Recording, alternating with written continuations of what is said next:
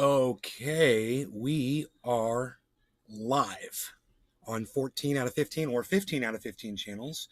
I'm not wearing a shirt today because it's warm and I don't want to start sweating. So, Colin Daisy. Doc, Good morning, May. why don't you come to my show anymore, buddy? I haven't seen you in forever. You used to come all the time. I never see you anymore. Southern Fisherman 840. Hey, Token Dave. Morning, broski. What's up, buddy? You too. I haven't seen either of you guys. You guys going out on some fishing excursion for like a month or two? Both of you? What the hell? Big MER. You get swallowed by a food truck? Sup, my friend. Tell me what's going on. I didn't even know you lost your job at the hotel. Somebody told me in the chat. He's like, he doesn't work there anymore. I'm like, what? You got to catch me up on your life, bro. I have no idea what's going on with you. I'm very upset about all this. I'm very upset. I'm sure you can tell. Jesse Raylia, what's up? Jesse. Big Merc, what's up? How's it going, everybody?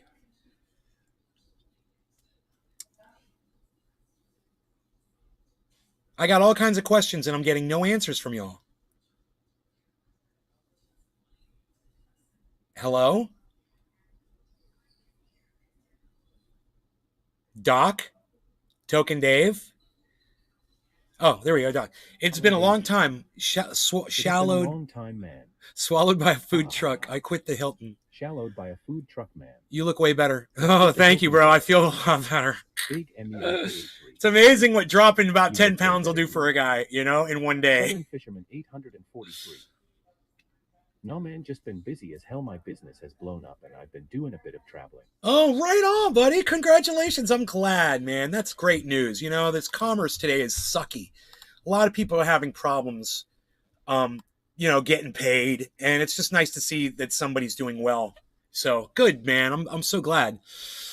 So you quit the Hilton. What happened, bro? Were you supposed to get like a promotion and they gave it to a new person or something? Like some new person came in and they made them manager of the kitchen instead of you? Tell me what's up. Why'd you leave the Hilton? I thought you were happy there. Tell me the story. Daisy. I wish I had more exciting news for you, brother. The food truck is so good. Really? That's good. What kind of food do you guys do on the food truck? Maybe we could have you guys come here to my neighborhood, dude, and do Food Truck Fridays, and I can go hang out with you up there. Wouldn't that be funny? You guys drive on over to freaking, would you drive that thing down I-4? I don't know how well it drives, man. Maybe it's not maybe it's a local thing, you know? We got so much to cover, guys. We've got two huge stories that I want to get through. So let's get started with that immediately, okay? Colin Daisy. Yes. I'm feeling a lot better. They lied to me three times about my promotion. I'm ready to scream and yell. Oh, yeah, I know. Let's see here. Let's just go with YouTube. And we'll go with Jesse Relly. I got DuckDuckGo up instead of Google. Smoking on the cheetah piss, amazing taste, nay. Cheetah piss? I've heard of that one. Nice. God.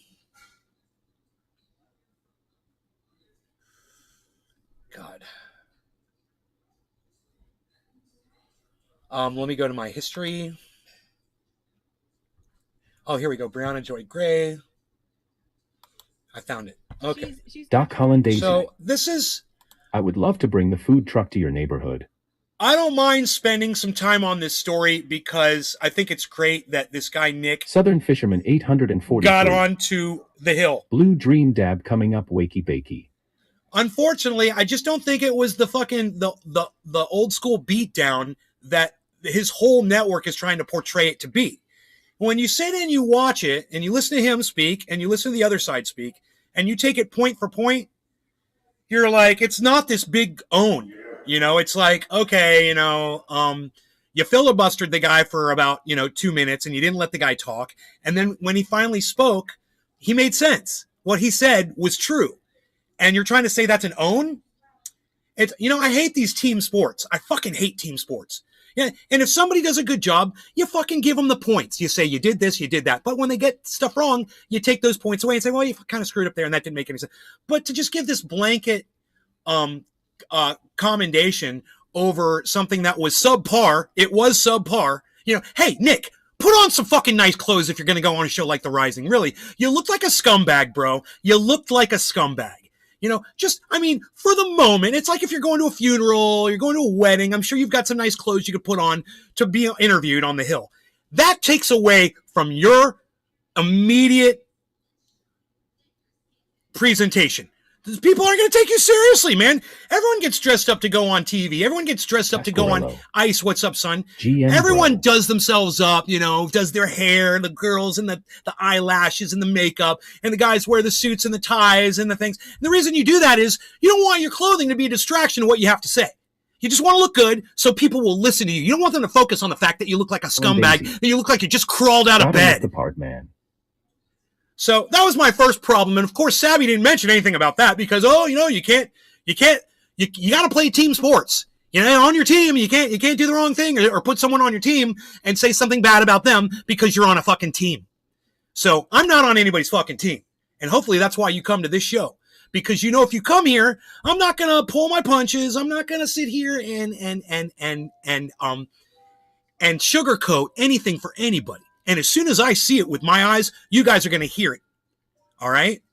So let's get into this one, and we'll do a little smoky. I wouldn't mind smoking a little bit because Iceman's here. I like to smoke when Iceman's here.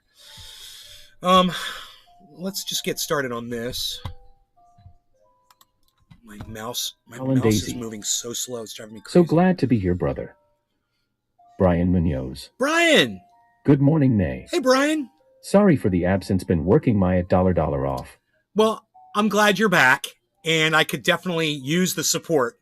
So if this is something you guys can hang out for today, I would greatly appreciate it. Joel Froggy.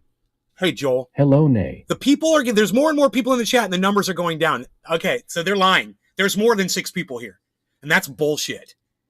Okay, let me do this. Can I get more than 6 ones from a different person? Can I get a... Oh, okay, now it says 8. Never mind. Okay, all right, let's keep going.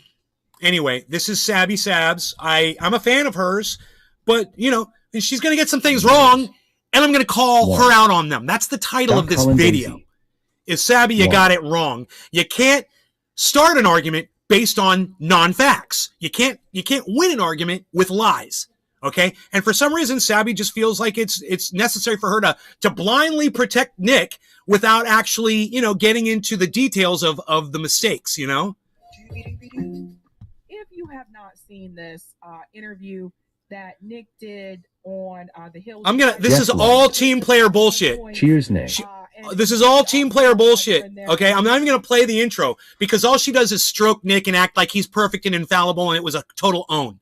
That's what she says, and it's not true. It's like she does all this building up about how great he was, what a great performance it was on the Hill Rising. Oh, and he just destroyed the whole internet with this, right? All right, well, it was, like I say, it was a subpar performance. Let's go ahead and get into it. Yeah, let's get into it. Earlier this week, White House Press Secretary Karine Jean-Pierre blamed the current immigration crisis on a flow of migrants fleeing authoritarian regimes in Latin America and chastised Florida Governor Ron DeSantis for exploiting, quote, victims of communism by flying them to Martha's Vineyard. Let's watch. Let's remember, these folks are fleeing communism. When you think about Venezuela, what's going on? Look. I just want to say this. I agree with Sabby on this point. You don't know why those people were leaving Cuba, and it may not have been the political system.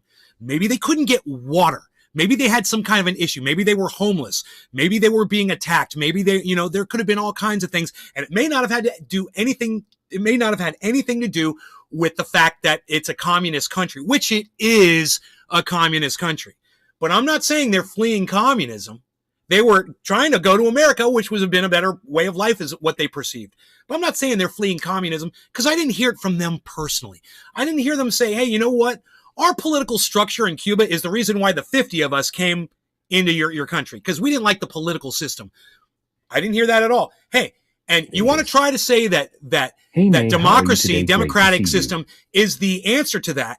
And we'll fix that. Well, they make a really good point. Nick makes a good point later about, hey man, we've got Skid Rows all over this country. We do. Every state's got them. We've got homeless people everywhere. So, why, and you want to say people don't want to flee that? They don't want to get out of their homelessness, out of living on Skid Row? Of course they do. They just don't have the wherewithal. They don't have the balls. They don't have the strength. They don't have the spine that those people from Venezuela had to just pick up and leave. Americans just aren't really good at that. They're not really nomadic, you know? But I digress. When you think about what's going on in Nicaragua, when you think about what's going on in Cuba, they are fleeing political persecution only to be used as a political pawn by the Florida government. Right. Now, I'm sorry, it was hard to hear what she was saying, but it's not really that important. Sabby's about to make the same point that I made. The way that I just have to jump in here. This comment that she made here about them fleeing communism. So according to the definition of communism, there is actually no true communist country in the world. Okay, that's a lie. And that's not how you win an argument, Sabby. There are communist countries. There's 5 of them. And if you don't give credit to the existence of communism, then how can you debate how great communism is if it doesn't exist? Wow. Did I just blow all of your minds? So, look, we could move on and we could go into this. We could get into this, this debate. You know, it's not really a debate. It's just Nick stealing airtime from the other guy, not letting the other guy talk, as far as I'm concerned. But let me show you this little infographic. What's that? Hollandaise. A list of current communist countries in the world. You've got Cuba, you've got North Korea, you've got Vietnam, you've got China, and you've got Laos. So there's 5 communist countries that are alive. They're doing communism. And if you want to deny the existence of China, and you want to deny the existence of communism in China, maybe you should go live there for a year and just try it out, and then come back and report back to us and let us know how it was. Now, I'd love to get more into that with y'all, but I would need to see some response in the chat, and I got 0. So we're going to move on, okay? We're going to move on. All right, here, let's do this. We'll move on first with the bong rip. All right, and then we're going to talk about cannabis in Florida. I've got an article here. MERK83. Retwitter sphere trend. What you guys all just proved to me is that none of you are interested in Sabby Sabs, Nick, communism, the Hill Rising, or any of that shit. You don't want to talk about any of it. You didn't even say a word in the chat. So we're going to move on because I don't want to lose you guys because I'm talking about something that you're not interested in. And I could see you're not interested in hearing about Sabby Sabs. None of you said a word. So like I said, we're going to move on. And I think you'll be more interested to talk about cannabis in the state of Florida. After we smoke a little cannabis, what do you guys think? Yes? Yes? Thank you, Merck. Thank you for retweeting, man. I appreciate that. All right. Cheers, guys. MERK83. I was on Twitter. ROX1SMF. Let's hear about cannabis in Florida UH. Edwin Sparks. Yes. Edwin, hello. Doc Hollandaise. Cheers. Cheers, Doc. Imadatus. Cheers. I made this. Cheers. Hello, Rocks. Now I'm sweating. So that's why I'm not wearing a shirt, man. Still got a little bit of the sickness. I'm down with the sickness. But I'm down to 180 pounds. So that's good. There was a time when I was 190. I think I got up to 195 or 190. I was way up there, man. That was why I was living here. I was like, no. I got to stop that. I was almost in the 200 club again. Didn't want that. All right.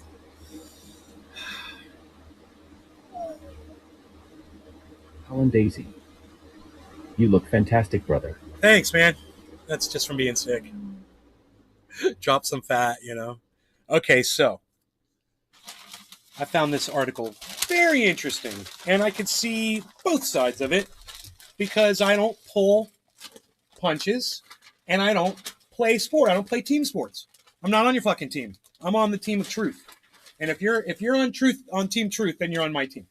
But otherwise, you're going to have a hard time getting along with me when you're playing on somebody's fucking team. I don't care if you're on team marijuana. Marijuana. Can you believe that shit? Ugh, so vulgar. It's the only thing that they will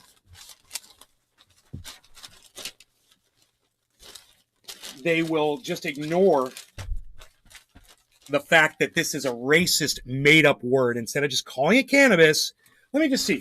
CANNABIS. It's one less letter. So you're going to save money by calling it cannabis, you fucking idiots. Call it cannabis, all right? Let me tell you. Marijuana is a fake made-up racist word. You know, it's like the N-word is for humans. Coming from California, the M-word is for totally plants. Fucked up medical cannabis program. You don't want to call someone that name. You don't want to call them that word, right? It's the M-word. You don't want to use that. Makes me sick. And you know what else makes me sick? John Morgan from Morgan, Calling and Gilbert, or Morgan and Morgan and Morgan, or Morgan and Son, or Morgan and fucking whatever cunts they are now, who could keep up with their stupid business name. They've changed it so many fucking times. John Morgan, he's an asshole. He's an asshole. And he's also a fan of fucking Ron DeSantis.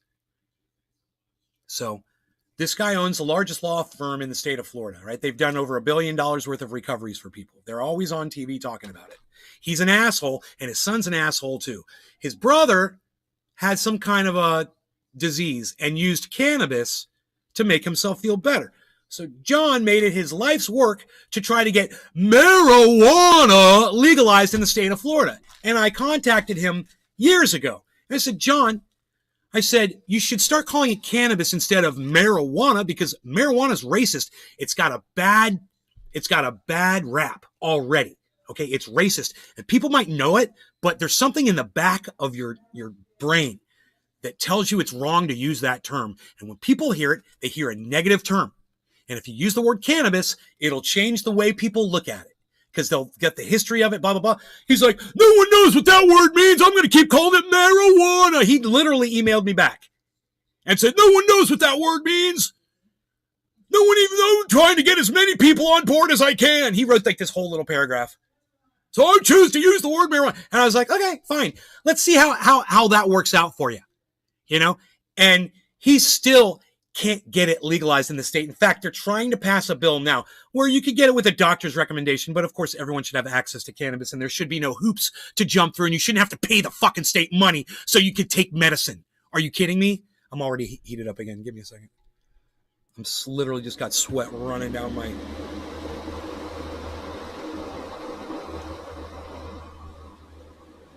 So I saw this article.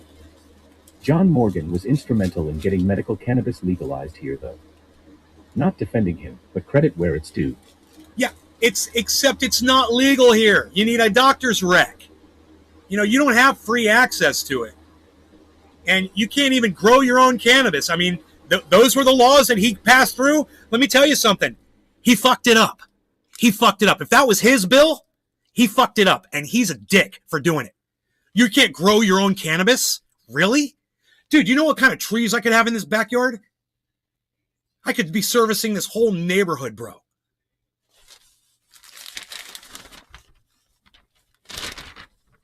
Fuck John Morgan. X1 SMF. They always fuck it up. They always fuck it up. Hey, man, I think that John fucked it up. After all, he's the douchebag that wants to keep calling it marijuana, even after I told him it was racist. Even after I told him it was a made-up fake word. You know? So he's an idiot. And I don't know if his brother's still alive.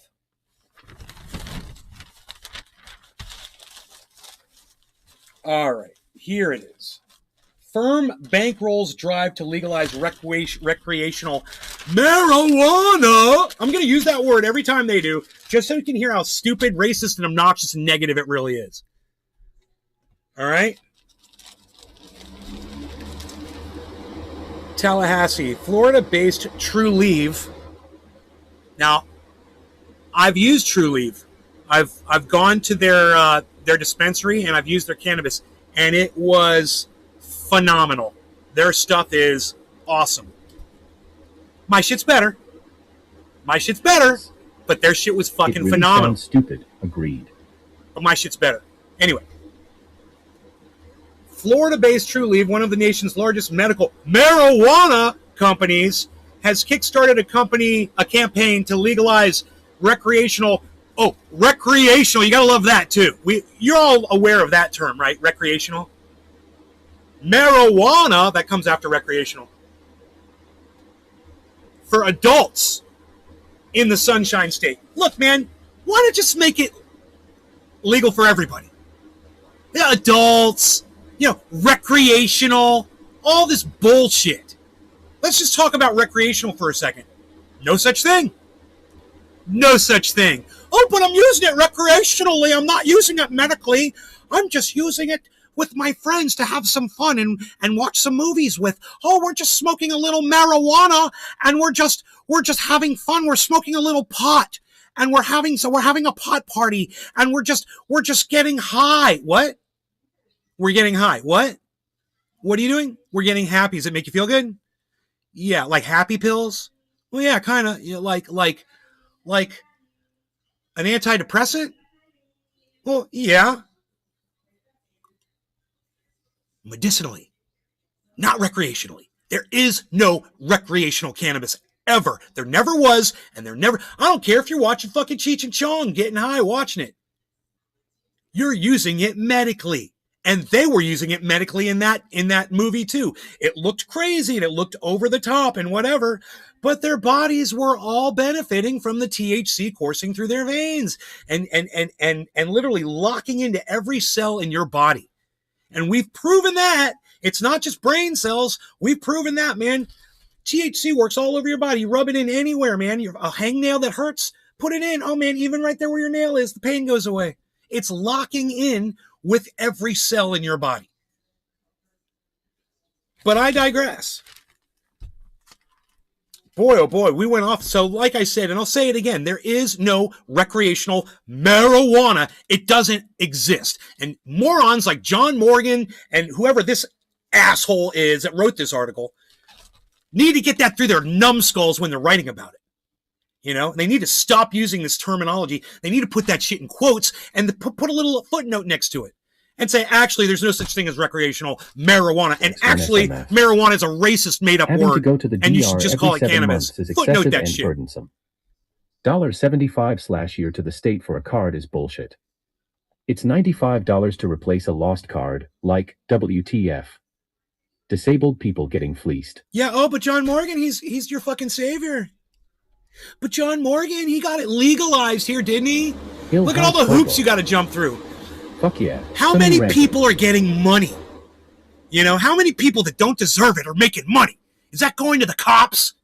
Does it go to the schools that were teaching us all our lives that it was bad, that this is your brain on drugs? We've had this discussion before, and I don't know how many of you actually were around for some of those conversations. I really don't want to get back into them. I think it's important that everybody know these things, though, so go back and watch some of my old shows. All right? For adults, right, okay. The company has contributed $10 million to date to the Smart and Safe Florida campaign to get a constitutional amendment. House hobo. Sounds a bit like the medical cannabis situation here. Thank you for calling it cannabis, bro. Amendment in the 2024 ballot, and so far, it's sole contributor. Now, you hear that? You hear that? Huh. Trulieve is the only ones that have put up 10 mil. Where the fuck is John Morgan at? With all his billion. Hey, we could use a little 10 million over here, John. You just made 10 million on a case last month. You think you could hook it up, bro? I thought you wanted everyone to have access. I miss my $35. But now that John Morgan's legislation has been passed and all his little buddies are making money off of every time you have to go to a doctor, right? Every time, I bet you he's getting a kickback on every single license in the state. Somehow. Piece of shit. The organization already has spent $6.5 million to start collecting the nearly 900,000 signatures needed to bring the citizen initiative to a vote. So if you guys are in Florida and you can go to a Trulieve dispensary, I would think they've got sign-in thing where you can sign this petition. You know, so go to True Leave if you want to see this happen in the state of Florida. I support this 1,000%. I think having to go see a doctor to tell me that I need cannabis when I'm smarter than the fucking doctor is about cannabis is obnoxious and stupid and ripping me off. And somebody's making money off it that doesn't fucking deserve my money.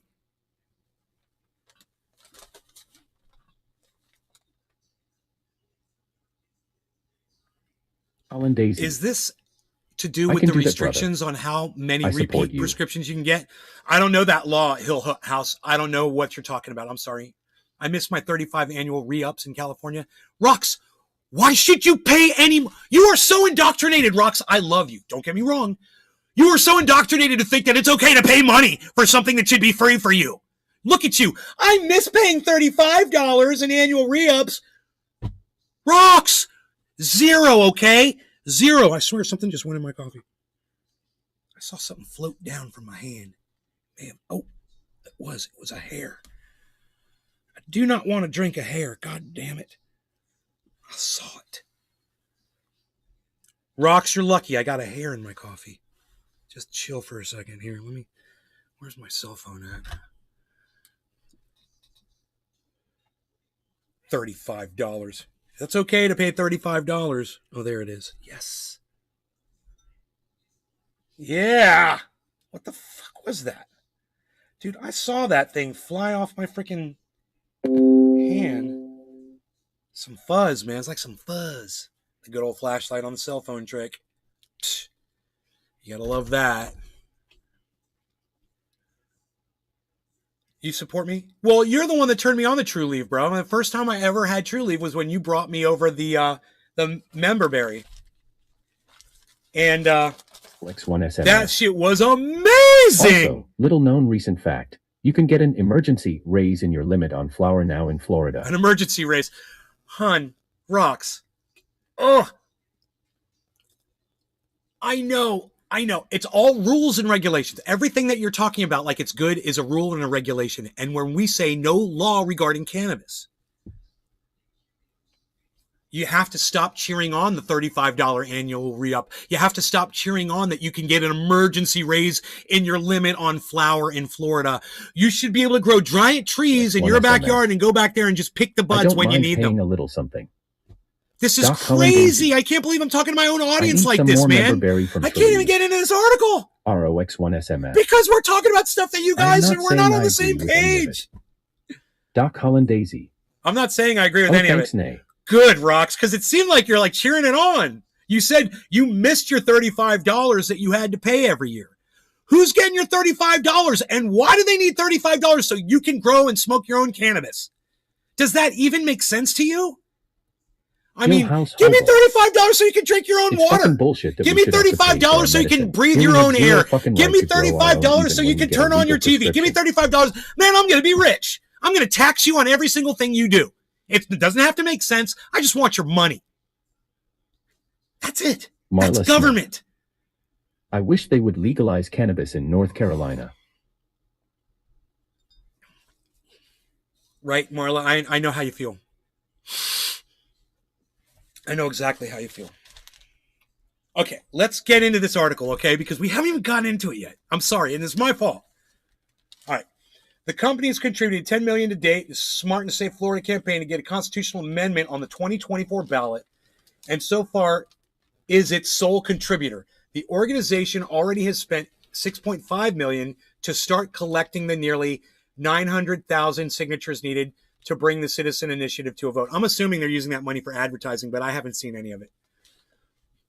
Florida has 22 million residents and 130 million tourists a year, so it's a huge market opportunity. Motherfucker, dude. It's all about money, money, money, money, money, money, isn't it?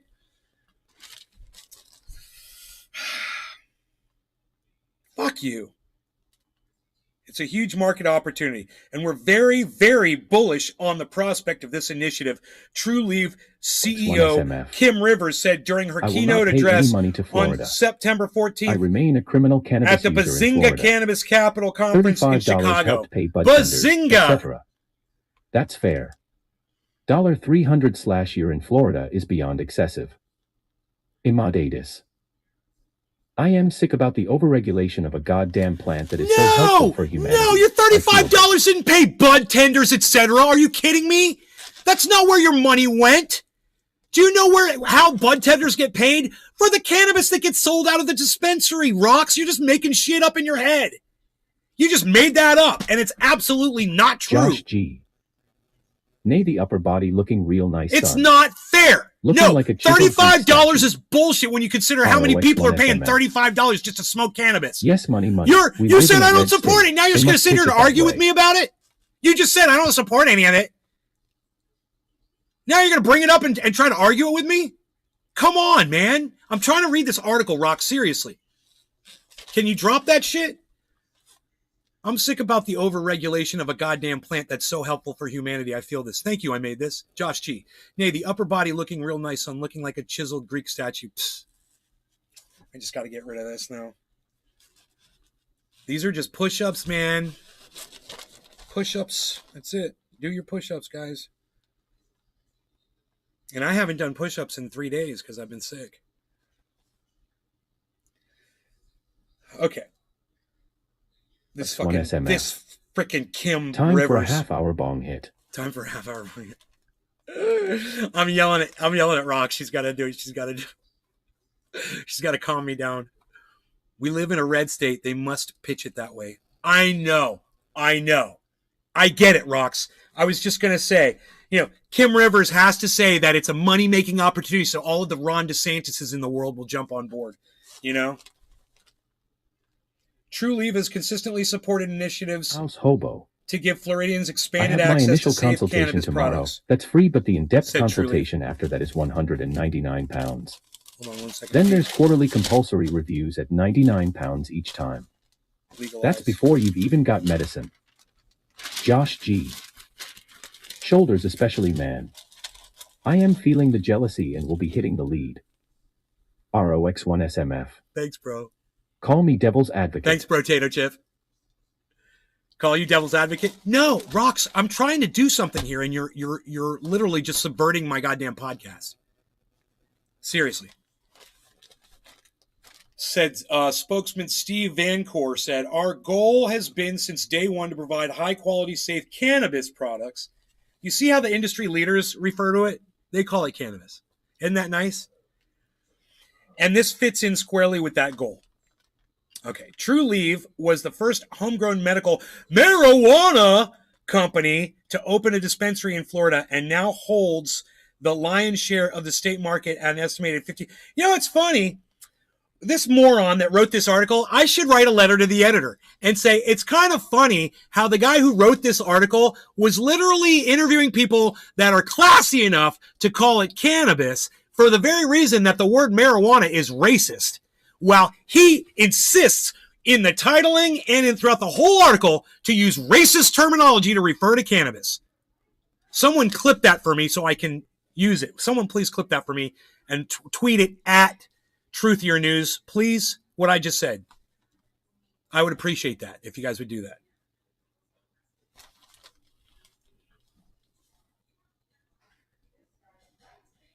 All right. Okay, Trulieve was the first homegrown medical marijuana company to open a dispensary in Florida and now holds the lion's share of the state's market at an estimated 50%. Is that fair in the state of Florida? For one company to be 50% of what's going on with cannabis. One company does 50%. That's Ron DeSantis' Florida, guys. And that's the way John Morgan wanted it too. How much you want to bet that John Morgan is somehow affiliated or invested in Trulieve? Maybe that's where the 10 million came from. I'm just gonna do a Google search really quick. I'm curious. I wonder if he's somehow affiliated with them.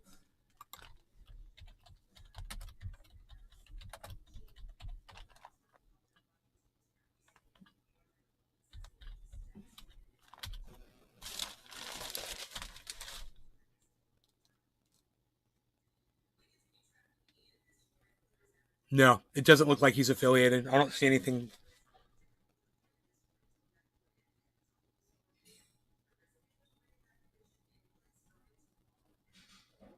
but it wouldn't surprise me if he supplied legal assistance to them at all.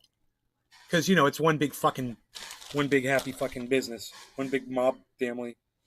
Now, 50% of the industry in Florida is run by one company. And even though I love their product, fuck you, True Leave. Fuck you. What about the mom and pops out there that can grow better than you? And I grow better cannabis than you. And you fucking put your foot on my neck and won't let me grow cannabis right here? Fuck you, True Leave. Fuck you. Fuck you, John Morgan. Fuck you, Ron DeSantis. Fuck you, state of fucking Florida. But greed ruins everything. Doc Hollandaisy. Clipped brother. Thank you, Docky. Hill House Hobo. Ron DeSantis may draw succulently upon my ass meat. Fucking prick. Right on, Hill. So, now, this isn't even the article that I wanted to get into with you guys. There's another one. See, we're reading this one right here. The other one, right there where it says the tag word, of course. Billy Ballantyne. Marijuana!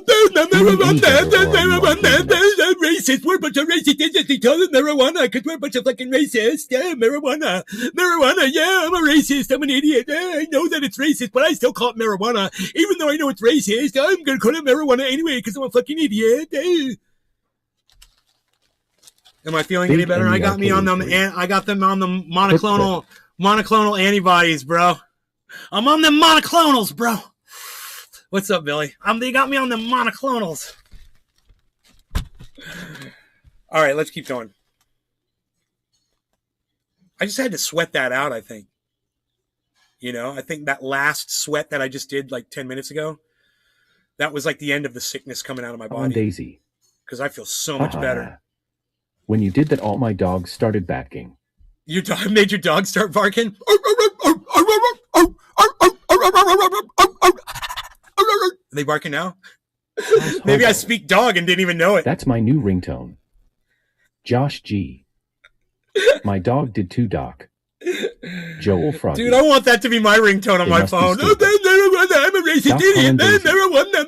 I'm a fucking racist. I'm a racist. Doc Hollandaisy.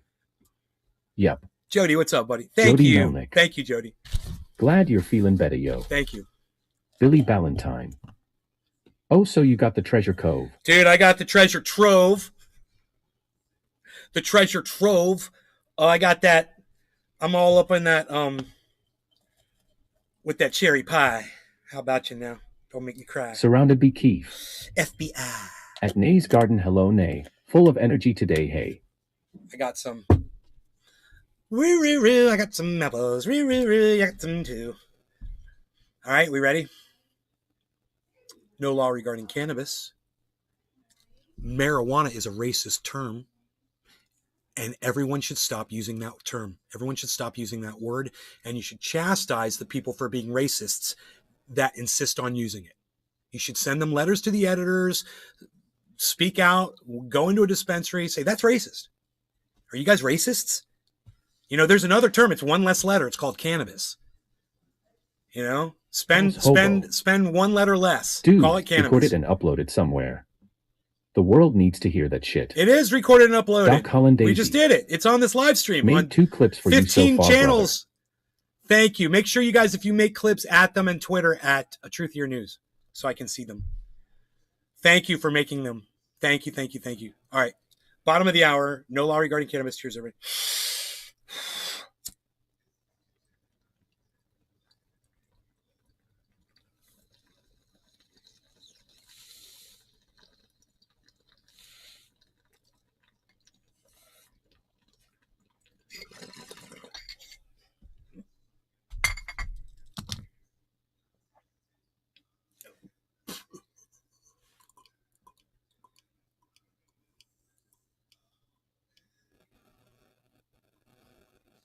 Daisy. Cheers, Nay. It's actually a lot of fun making clips. Someone on Twitter said to me the other day, how do you do those smoke rings? I've tried my whole life. She's like, I did it accidentally once. I'm like, puff lighter. You're trying too hard. You're welcome. It's That's it. That is the key. That's the trick. Cheers. You're blowing too hard.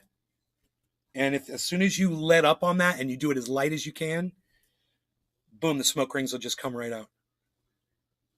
I need that air now. I'm sweating again. The cannabis is making me sweat, but it's good. It's good. It's a good thing.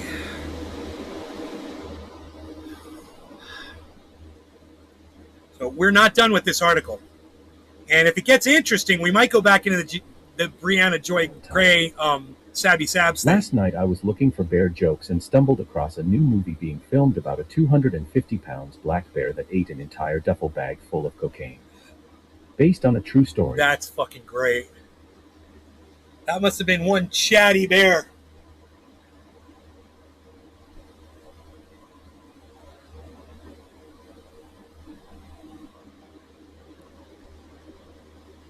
Why does this do this? Fuckers.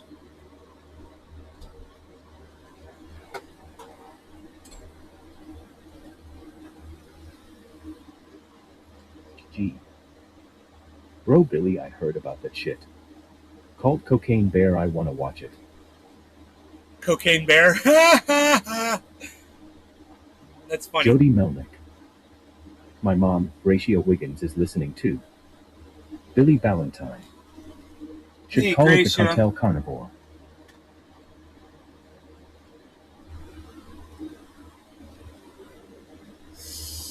Gracia, how's it going? Okay, it's a pretty name. Should call it the Cartel Carnivore. There's probably a million different ways you could go with the naming of that. Melnick.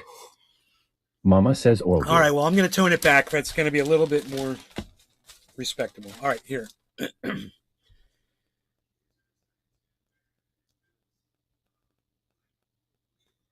Froggy. If it... How old your dog? Josh G. Rogie saw. A holy fuck 4 Cartel years old. Carnivore is way better. They fucked up. ROX1SMF. I made my first clip. Woohoo. Oh, Rox, you made a clip. If it's... Thank you guys for making clips and putting them on Twitter. It really helps the show immensely. If you would consider doing that, oh man, it's a huge promotion for the show. If it sees its way to the ballot, I think it passes overwhelmingly, said Ben Pilara, a political consultant and medical marijuana Daisy. activist Rocks, who helped awesome. get constitutional amendment on the 2016 ballot that successfully legalized full potency marijuana for patients I hope I did it right. who met certain qualifications. Yet it's unclear whether the conservative Florida Supreme Court will green light it as state law requires, Pilara said. Two most recent efforts to get recreational marijuana use on the ballot failed their Supreme Court reviews in 2021. In one case, the court determined the ballot summary misled voters into believing that it should limit the use of marijuana, while the language of the other amendment would make them think there would be no criminal repercussions for using or possessing pot. Yeah, they literally call it pot instead of cannabis. These fucking idiots. Brown. Good morning. They literally call it pot. Because he's a fucking idiot. Colin Daisy. Wow. Right? This is an article. This is an article referring to cannabis as pot. Nice, huh?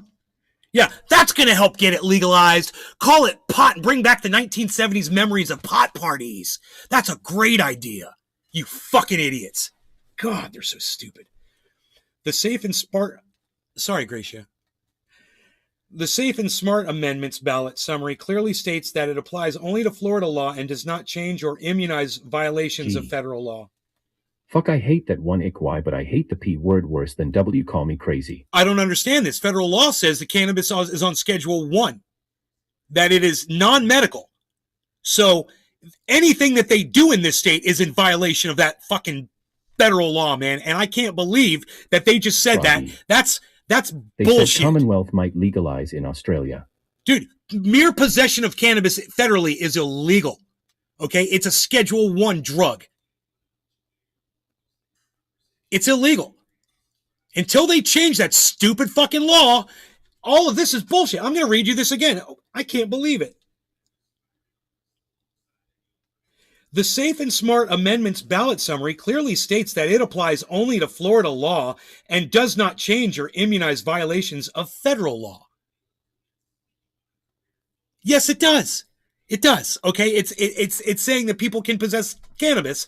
Federal law says you can't. You're saying they can. Quit being a liar, man. Well, I don't understand the benefit of that statement. It's a misrepresentation of the facts. Fucking idiots, man. I get it. Oh, I just figured it out. Did you guys get it? Did you guys catch the weasel word? Oh. It states it. Oh, they say, well, I state I have an 18-inch penis. There you go. That's how that works. Rivers said the language of the Safe and Smart referendum has been thoroughly vetted and that she believes it will pass judicial review. We're certainly excited and optimistic and believe 2024 is the right time. Team Truth. Yeah, she believes 2024 is the right time, not 2023, not 2022, not right now. Oh, we believe 2024. That's the right time.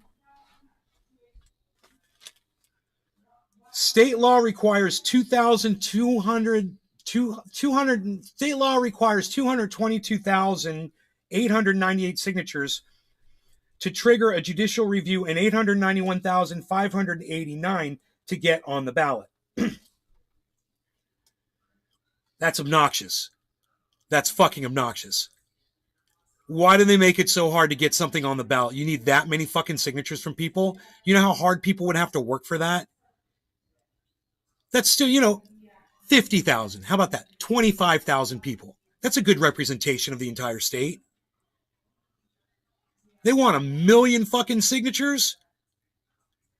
Do you realize how stupid they think we are? Fucking needs to happen now. That no one's going to read this article Cannabis for all with any kind of a critical aspect to it. They're just going to read through it and be like, oh, and then set the paper aside and go whack off. They're not going to actually see this like Rocks was before. Oh, but I miss paying $35 a year in California. That's it. That's the attitude.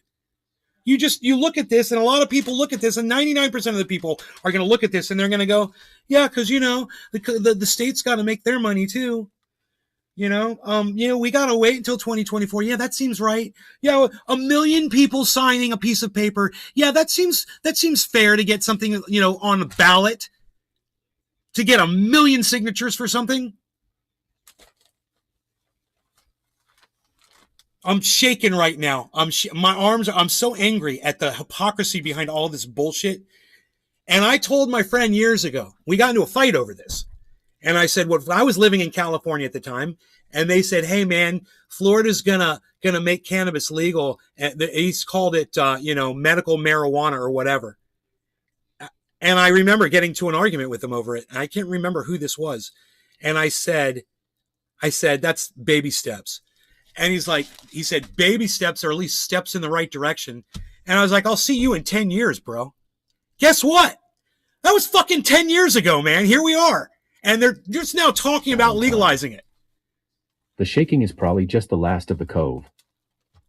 Maybe. ROX1SMF. Maybe. I did COVID in one day. Meanwhile, millions of us continue to support the black market and always will. I didn't do COVID in one day. Okay, I didn't have COVID. I want everyone to know that, and the fucking algorithms suck my dick. All right. The campaign was officially launched in August with the Bellamy Brothers Country Music Act lending its support. David Bellamy of the Bellamy Brothers is the campaign's chairman. The amendment, if approved, would allow people 21 and older to possess, purchase, or use marijuana products and marijuana accessories for non-medical personal consumption by smoking, ingestion, or otherwise. But it would not legalize homegrown pot, again, with the stupid word pot, for recreational use. And the word recreational. So they're using the word pot and they're using the word pot and the word recreational in the same sentence here, just to show you, and it's a short sentence. But it would not legalize homegrown pot for recreational use. Look at this. Look at this. That short little sentence right there. but it would not legalize homegrown pot for recreational use. The word pot and recreational. Well, again, I will say this again. There's no such thing as recreational cannabis. Number two, using the term pot isn't helping you if you're trying to get this stuff legalized. Okay, what is this guy's name? Because I want to call him out by name. Who wrote this article?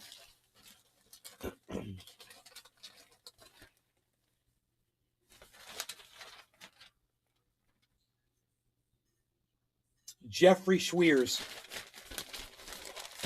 Hey, Jeffrey. I could covet in one day. Sounds like you're talking about a hiking trail or Epcot Center. Jeffrey, it seems LOL. to me that you're anti-cannabis.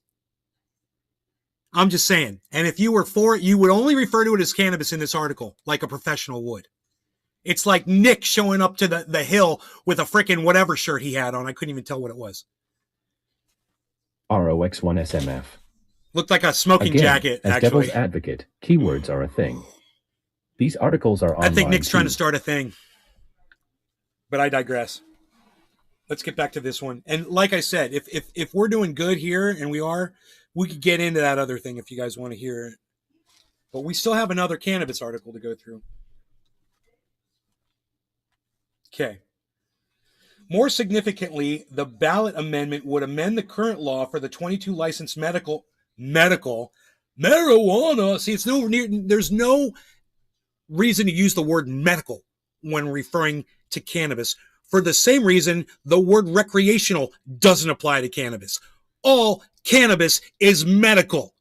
Okay? Holland Daisy. Sharing all around the internet, brother. It's like saying, that only certain kinds of guns are assault weapons. Yeah, it's like that.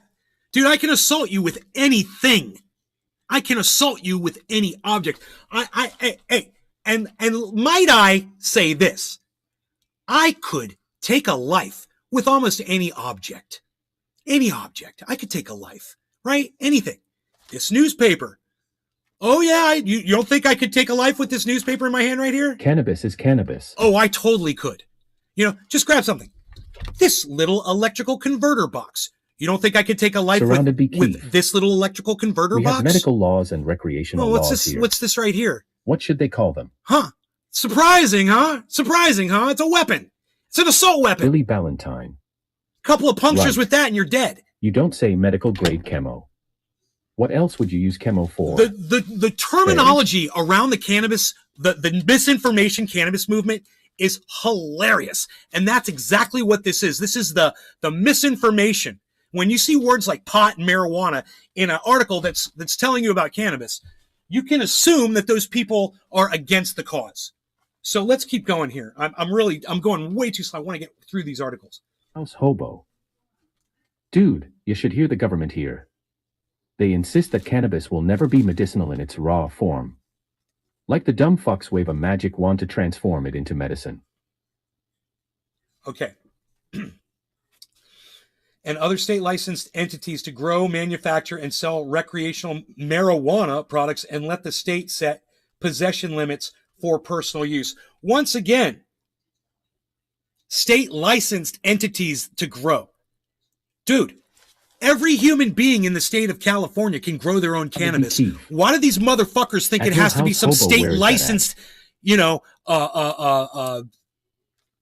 nursery, that will be responsible to grow your cannabis for you? Money. And that's all. The state gets licensing through these giant companies. They make them pay a massive amount of money, and they don't mind doing it because they're ripping us off so bad behind the counters.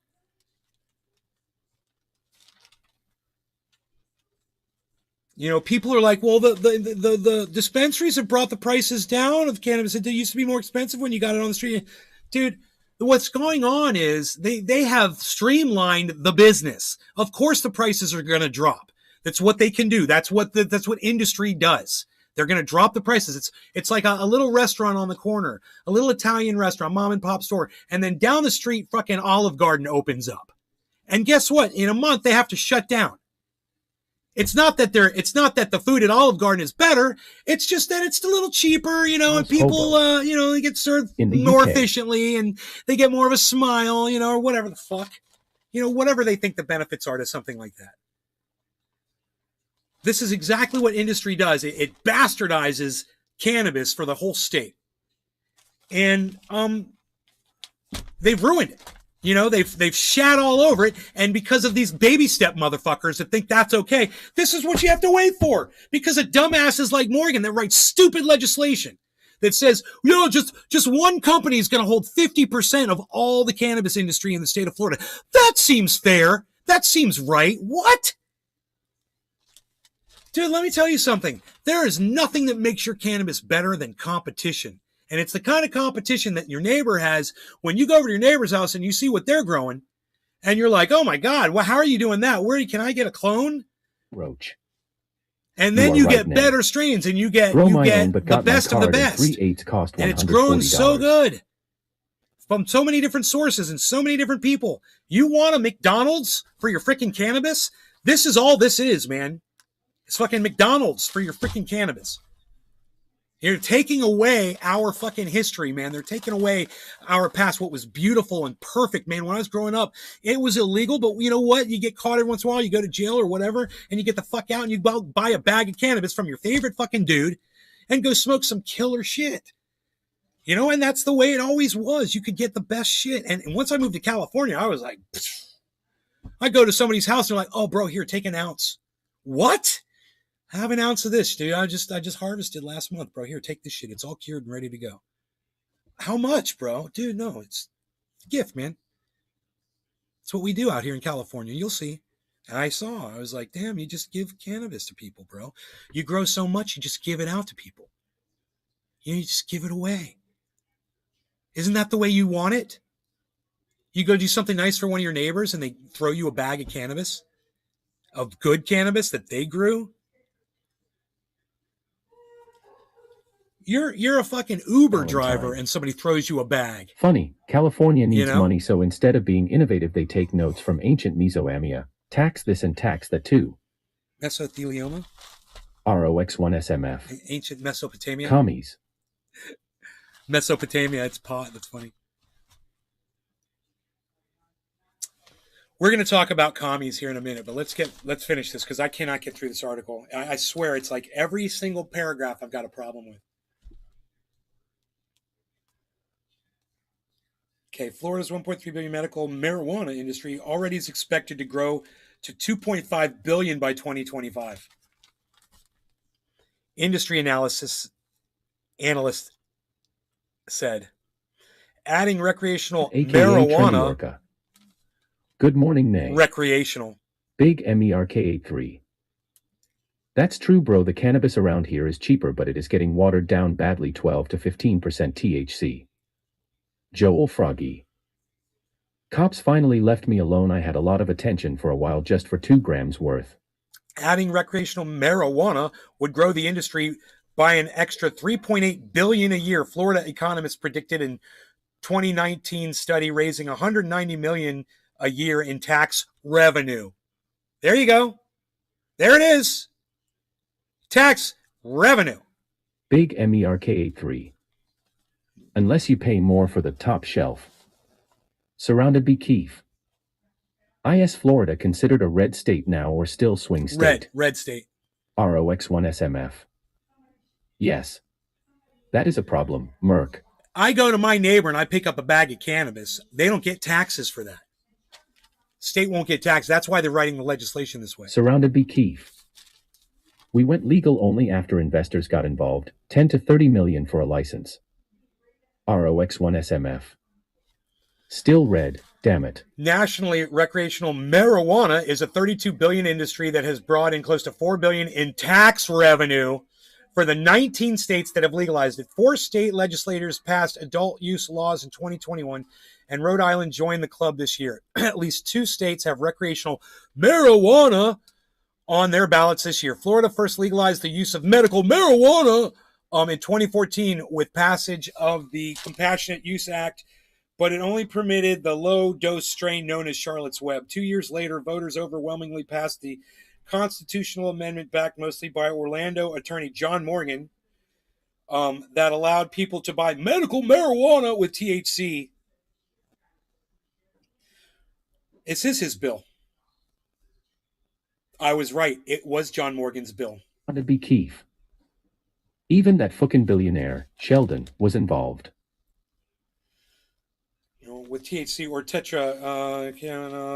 psychoactive ingredient in pot. Once again, using the word pot. All along, opponents warned that medical marijuana was just the first step in outright legalization. Yeah, outright legalization is exactly where it should be.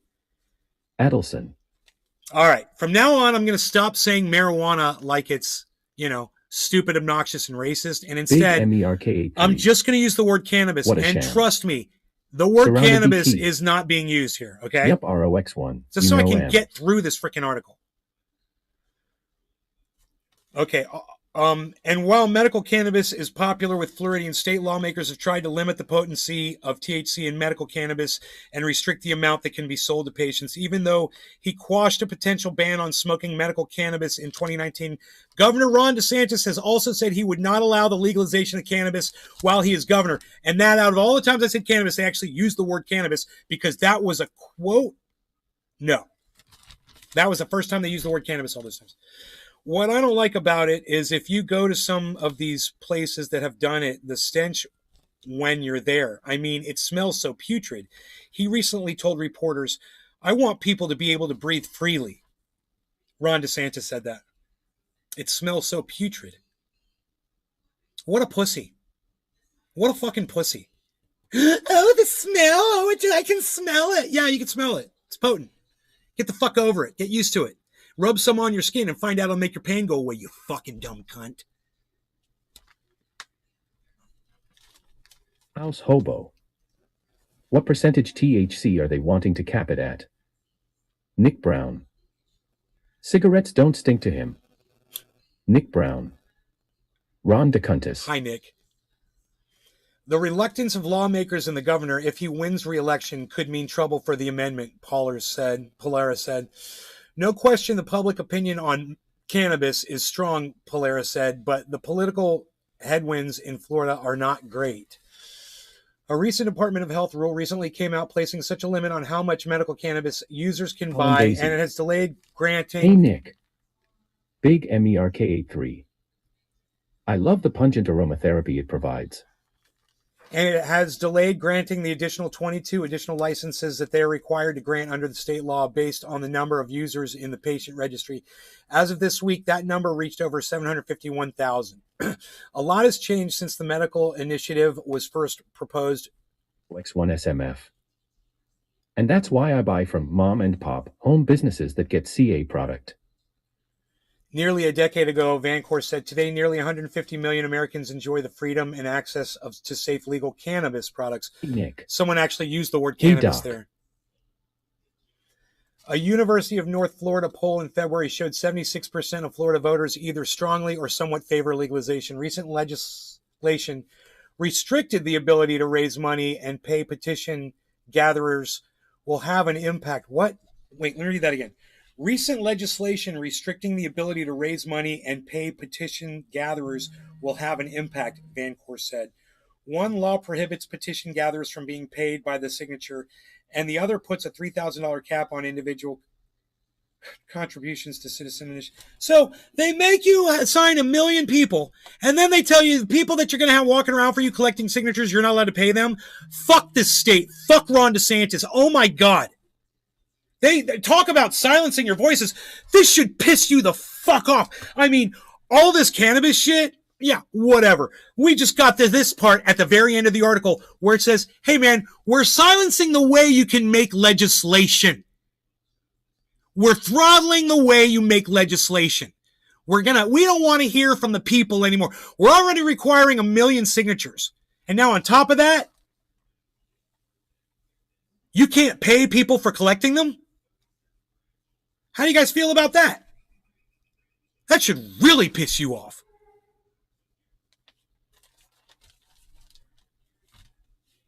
Wow. Recent legislation. Colin Daisy. Fucking bullshit, man. Yes, Doc, fucking bullshit. How do the rest of you all feel about that? There's only one paragraph left. Go ahead. The array of laws impacting signature gathering has had two effects. The first is to raise the cost, and the second is to slow down the process, Vancore said. Yeah. Do you hear that? They want to slow down the process. We know that the Safe and Smart campaign is well equipped to meet these requirements and reach the goals of signatures Get me of on securing a plane. almost I 900,000 the signatures. using the last fucking breath in my body. Surrounded by Keith. That's fucked up. We have a second cannabis article, and it's even more controversial than the first, believe it or not. Okay? So let's do a bong rip. And you guys just chill out with me for a second while we start this article, which is called, the one we just read was in the Orlando Sentinel, and it was called Firm Bankrolls Drive to Legalize Recreational Marijuana. That was from Jeffrey Schweers. Involved in any legal cannabis. So far, the industry is disproportionately run by rich white people. Now, the next article we're reading is right underneath that, and it's from an author named Trevor Frazier. Both of these are Orlando Sentinel reporters. And this one, again, with the word marijuana in both of them. Marijuana Processing Center irks neighbors. Let me tell you what they're doing. This is what California newspapers did when I moved there. X1 SMF. Top of the hour. They Fire him up. Constantly use cannabis as a way to get people to buy the paper because so many people are interested in it in California. So you'd see front news all the time. Headlines would be around cannabis. And I used to take pictures of that shit and put it up on Twitter and shit. I'd be like, look, what's going on in California in the newspapers and shit. Florida is now doing the same thing. I could see that they are, once again, every industry is benefiting from cannabis, even the newspaper. Someone please clip that and send it to @TruthYourNews on Twitter. I'd appreciate that. All right. X1 SMF. Same here. Newspapers are dying. Billy Ballantyne. Newspapers are dying. It's the last bit of hold they have on the majority. It's like a mom decorating a kid's dorm before she drops him off. She's not even gone when she leaves. She's gonna call and check in. Right. Let's make the chat bigger. There we go. All right. I'm gonna censor every word that said every racist term in here and use the word cannabis. Stella Lewis. Hi, baby. Greetings. Hi. All right, here we go.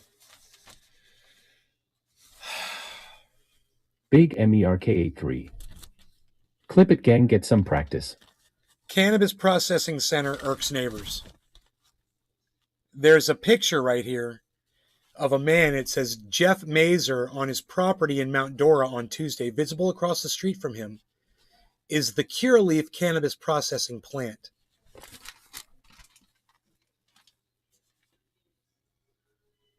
So he is right next door. And yeah, you're going to smell the cannabis. Now, my question is this. When you're enclosed in a greenhouse situation like that, why aren't you using the same technology that we use in a small time grow to effectively end the smell that goes outside? We have filters, air filters. Yeah, filters. And they're not expensive. You get giant. I still got them. I got giant filters in California still. He can give me his house if he's so upset. Huh. Surrounded by Keith. Yeah, what the? My question is, why doesn't a freaking business like that have the filters installed? Okay, that's all. Doc Holland Daisy. Thank you, Doc. Clipped it, bro. Thank you, buddy. Thank you. All right. So, Trevor Frazier fashions himself some sort of a fucking poet. You're going to have to excuse the prose at the beginning of this article. It's really thick and stupid. Mount Dora, a gray sky hangs over a small lake with flowers in the background. But there's a faint hum, like the drone of a plane that never seems to land. MERK83. Rounded corners. That upends the otherwise natural scene. Do you guys like that? Yeah. Fucking prose, motherfucker. Whatever, Trevor.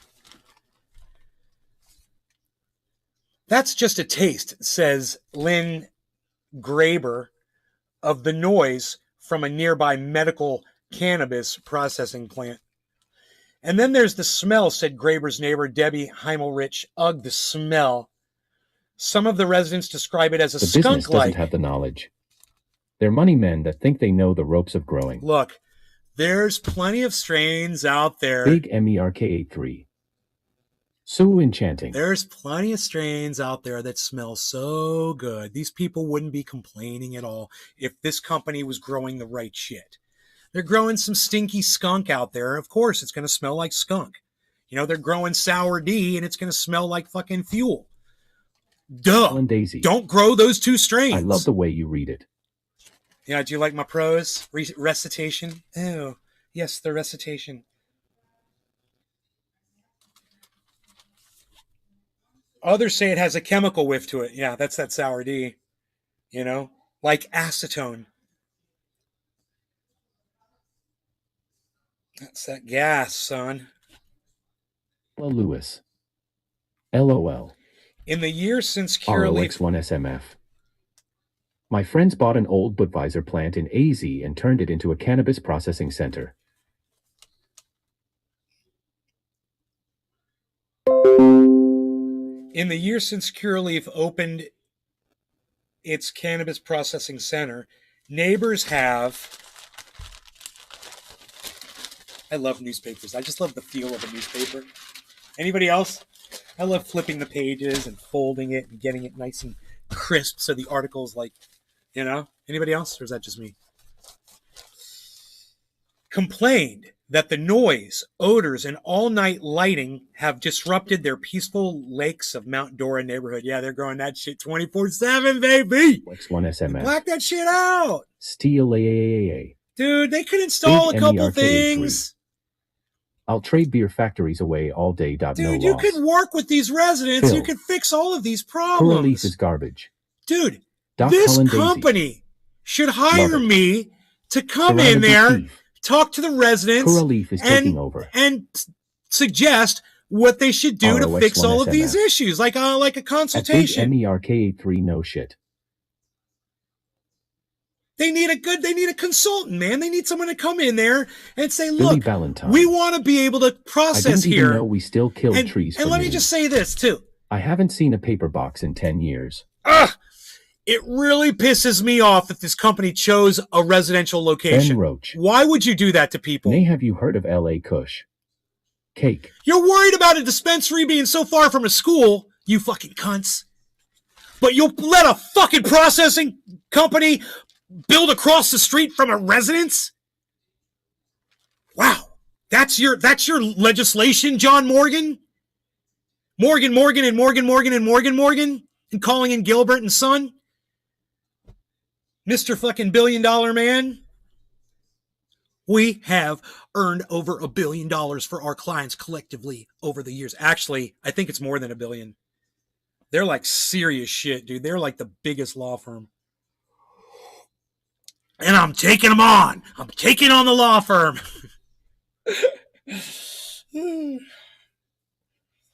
He's actually a business partner of mine. He owns some of my warehousing. Yeah, he's part owner. Full disclosure. But I'm way more of an owner than he is. I got way more in it than he does. Isn't that funny? SABBY.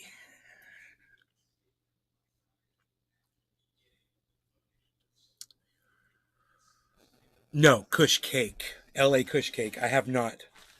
Let's get into this because this article is just priceless. Okay, but reaching out for help has led to buck passing from the city to county to state and back again with no definitive word on what can be done.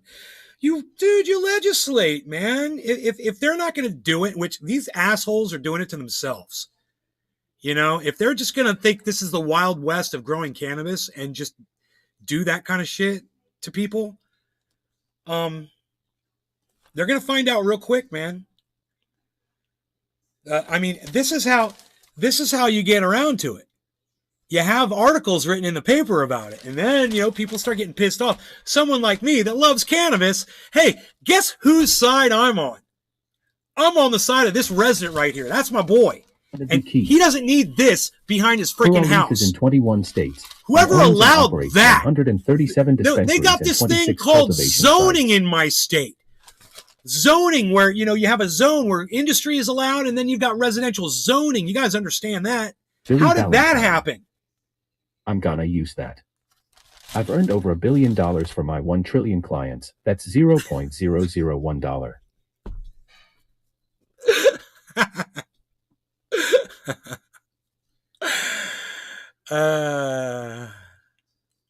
Curaleaf is in 21 states and owns and operates 137 dispensaries and 26 cultivation sites, which is fine. Yeah, I'm all for industry to jump in, but what they did was they kicked us out when they jumped in. Is that right, man? We're the pioneers. We're the ones that started this shit. Where were fucking they? Who were they? Some of these guys are just getting in, man. They don't even know what they're doing. They just got money. Yep. Surrounded by They got some nerve. That ain't right. Anyway.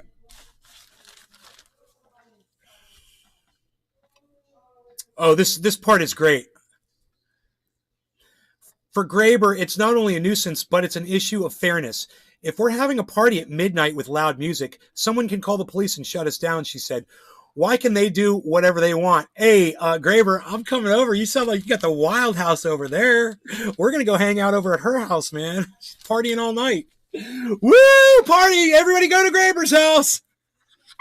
She's advertising her wild midnight parties in the paper. I freaking love it, man. It gets better. This article gets better. All right, check Cheers this out. Sour D for me. Sour D? Oh, okay. It's time. Break time. Breaky. First smoke. Smoke break. All right. No law regarding cannabis. One SMF. Where are all the black folks? Cheers, everybody. This inequity really pisses me off. I want to say cheers to Surrounded by Keith, Billy Ballantyne, and Rocks 1SMF in the Surrounded by chat. Keith. Thank you guys for participating in the chat. 710 somewhere. Cheers. Love you guys. Cheers.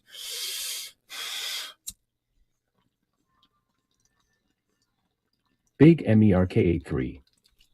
Cheers. ROX1SMF. Cheers. Cheers, Rock. Cheers, Merc. Paul H. My dad died this morning. My mom just said back to Loud his old music self. Day. Cheers. Screaming my Colin freaking head Daisy. off. Cheers. Because I'm lighter, I'm more streamlined today. I'm more rage-ish.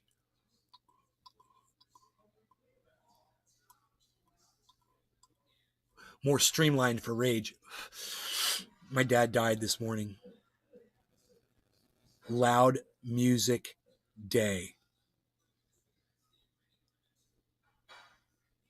I'm sorry, Paul. I'm sorry. How old was your dad? MERK83. Oh, Paul, dude that blows. Condolences. Or is this ROX1SMF. is this like an anniversary of his death, bro? Your dad would have to be Paul, like... I'm so sorry to hear that. I'm assuming Surrounded your by dad... Keith. At Paul H. Sorry for your loss, man. What was your dad, like 20 Colin Daisy. when he had you? How old was your Condolences, father Paul. when you were born? Billy Ballantyne. I'm sorry about your dad, Paul. Billy. Mine's been gone a few months now. He was a real asshole. My father and I didn't get along so great, that's for sure. But we do now. We get along great now.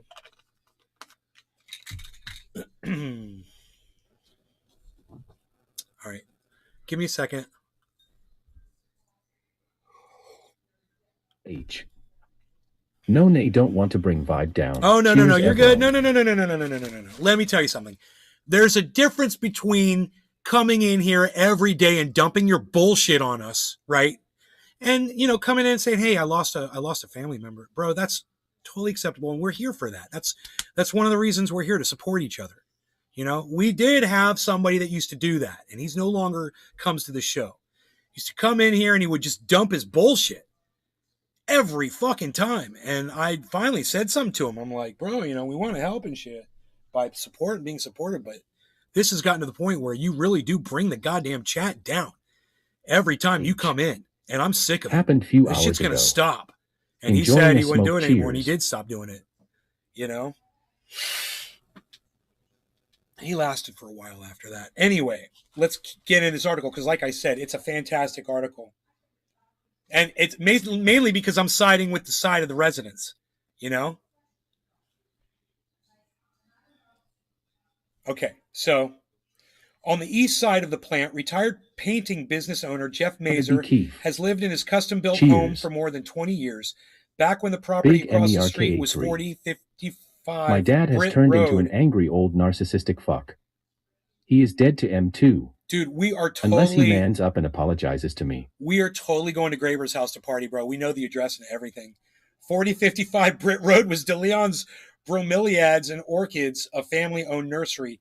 The DeLeons received a license from the state in 2019 to grow and cultivate medical cannabis. In 2020, the property, along with the license, was purchased for $14 million by Green Acreage Real Estate Corporation. And of course, that their city, their company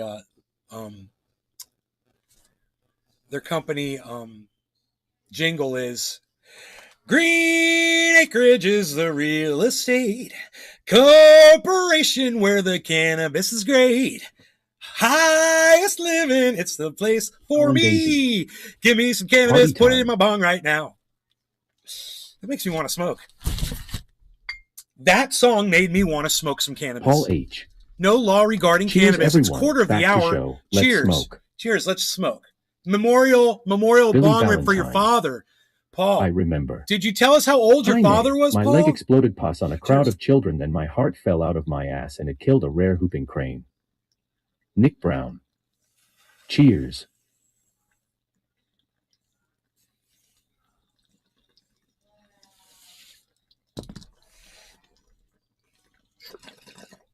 Big MERK83. Hell yeah, cheers. Paul H. 80 nay cheers. Surrounded by Keef. I'm taking care of my sick PS now. Giving Pops 1:1 THC/CBD for his latter stage Parkinsonism. It's a miracle medicine. Doc Hollandaisy. Ducky. Cheers. Love the jingle. It's a miracle medicine. Huh. Right on, Keith. All right. Big MERK83. Ring the ring, bro. A company that specializes in investing in cannabis production. The company then leased the land to Curaleaf, which built the plant for its chain of dispensaries. Curaleaf did not return email requests for comment for this story. So now you can see they didn't, because they know they're in the wrong. Lemon They've got here. nothing to say. They're completely guilty. Now, I could help these people, but I don't like the fact that they thought it was okay to put their processing plant right across from somebody's street. And I don't want to help them. I don't need the money. And I don't want to offer assistance. These people have to learn to get along. And these morons knew nothing about growing cannabis. They just had a lot of money, and they found a place. They didn't think about it. They put no thought into it whatsoever. And they just, decided to disrupt a neighborhood. I don't care if this place gets shut the fuck down. I'm kind of rooting for that now. I don't even want to fucking help them. See, Curaleaf did not return email requests for comment for this story. When the Orlando Sentinel asked to speak with someone at the facility, a man who did not give his name or title came out and said, "We have nothing to say at this time." Mazer said he didn't know anything about the business that was moving in across from him until one night last year when he drove home from a visit out of state. "I smelled that stuff," he said, adding that it was like a blast to the face. "I asked my neighbors what that was, and they said we had a cannabis plant move in." On the day the Sentinel visited both Mazer and the residents of Lakes of Mount Dora, said the smell was undetectable.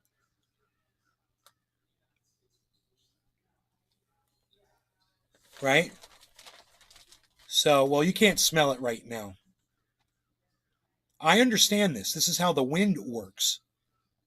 And it depends on where you are. It depends on what they're doing over there. And it depends on, what stage those plants are in, because sometimes they release a lot of odor and then that goes away sometimes. Today's not that bad, Mazer said. When the wind is blowing toward the east, it's just miserable. You don't even want to be outside. Is night-infested jank. Surrounded by Keef. Maybe they fixed the prob. Mazer said the sound is worse at night and in the early morning, a sentiment shared by the neighbors on the opposite side of the plant.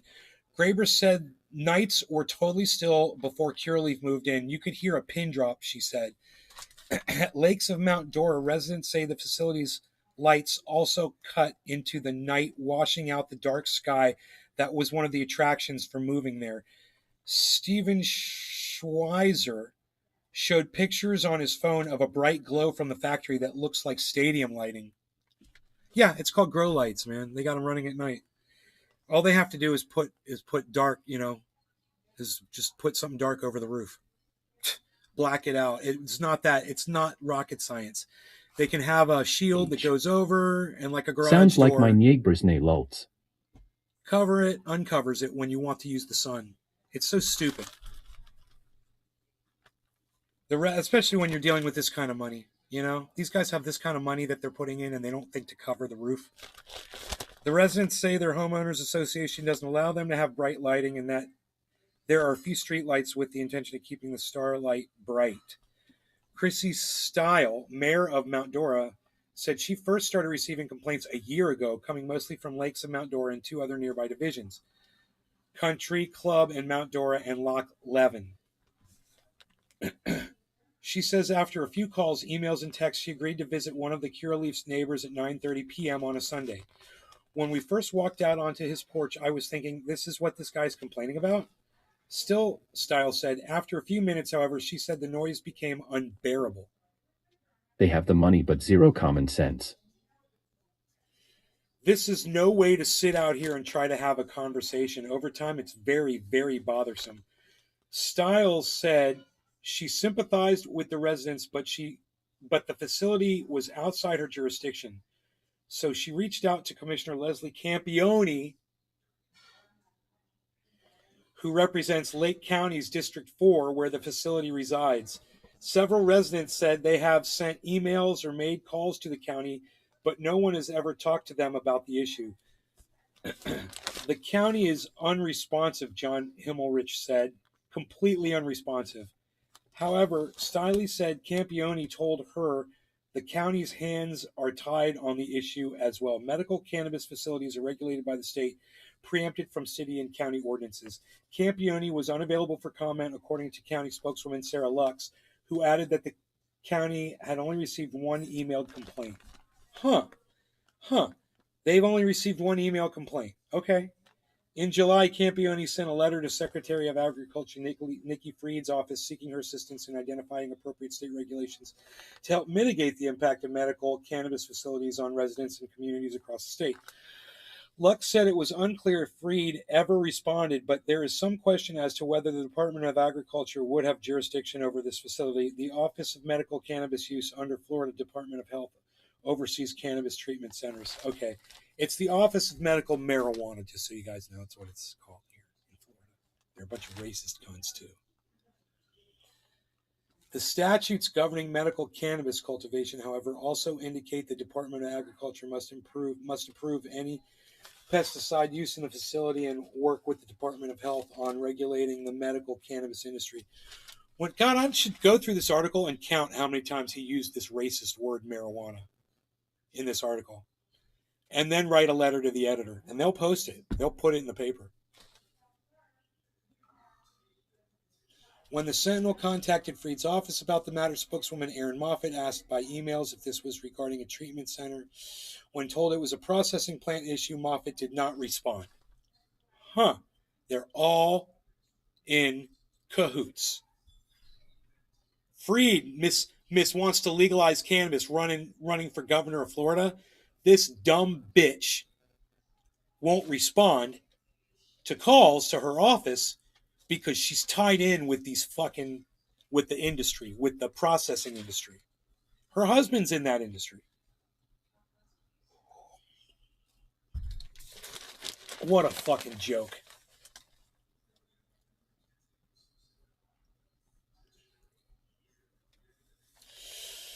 In an unsigned email, the Department of Health, headed by Surgeon General Joseph Ladapo, said complaints concerning cannabis facility noise, lights, odor, etc. would not fall under Department of Health. It's just people passing the buck. That's all this is. Adding that it could be a county matter. Alexa Kuchta, a spokeswoman for the Florida Department of Environmental Protection, said in an email that the Agriculture Department has jurisdiction over cannabis processing facilities and that zoning complaints should be directed toward the county. How funny is this? However, due to the nature of these complaints, DEP is planning to visit the site to assess facility operations and ensure there are no DEP permitting requirements or compliance concerns with environmental regulations, she wrote. The residents want to make it clear that they aren't against the cannabis business. They want answers about how this kind of intrusive production was allowed to take over what was a quiet agricultural area. Yes, that's an excellent question. And it needs to be addressed. If they want this industry in this state, then they've got to be better, neighbor Judy Griswold said. They're not good neighbors. Wow, that's how they ended the article. Want to reach out? Email. You guys want to reach out? Get ready, write it down. Email tfrazier@orlandosentinel.com. Follow Tiff Frazier OS on Twitter. Hey, man, it's TFRASER @orlandosentinel.com. I'm going to count the number of times that he, including in the title, okay? Let me get a highlighter pen. I'll ask my mom if she's got one. Oh, Mumsy, Mumsy. Mom.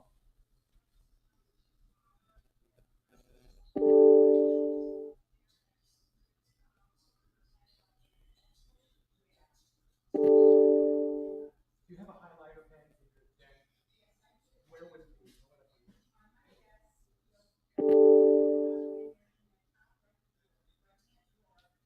Thanks. _YT. I felt gay.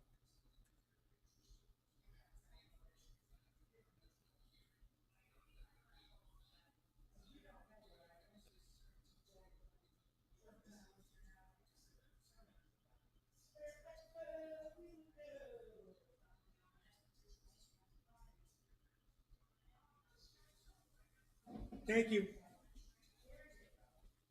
All right. So, wow, my monitor turned off while I walked away. Okay. Here we go. I'm seeing a bullish diamond pattern on BTC chart. Billy Ballantyne. Nice, Keith. My sun is rising and I'm in your same time zone. It's dark till 9 because of this cunt mountain and its obnoxious cock-sucking trees. Surrounded by Keith. Might have a breakout to the upside, 20K plus. A bullish diamond pattern. Okay, Keith. Did you come up with that on your own? All right, here we go. We're going to go through this article, and everywhere we see the word, the racist word, we're going to highlight it.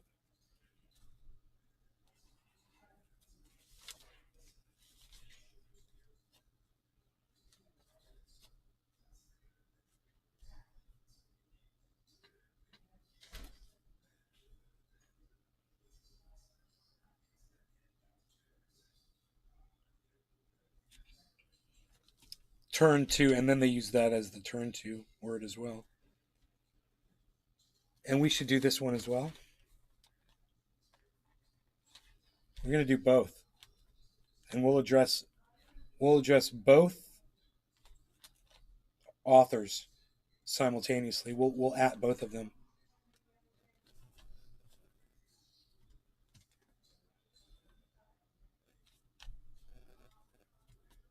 To be Keith. I'm comparing the pattern on the chart to the hundreds of examples of the diamond pattern. Because you're crazy. Crazy, crazy. Okay. Valentine. There's a turtleish ruby pattern on the dink doink chart. I was like, turtleish. Oh, all right. Surrounded by Keith. LOL.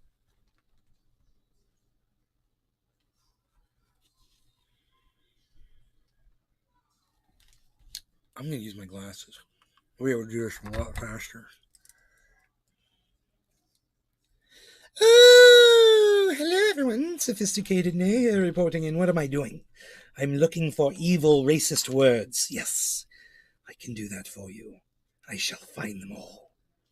I'm a pit bull. I'm a pit bull, I say, when it comes to finding words. I'm a word wizard. I'm a wizard of words. Oh, I found one. He's going to be so pleased. Let's see what else we've got here. Oh, here's another. Oh dear, oh dear.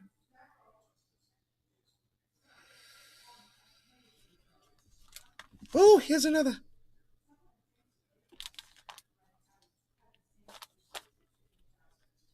So nasty, these little racist terms they use.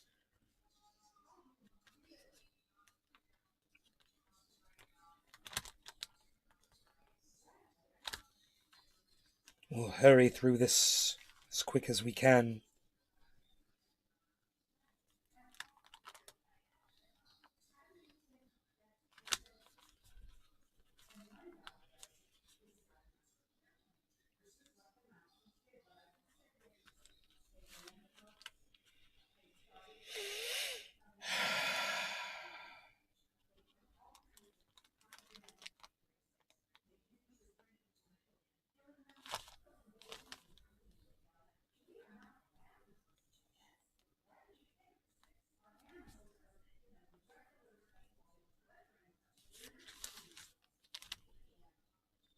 Oh, I hope I'm getting paid for every single one of these.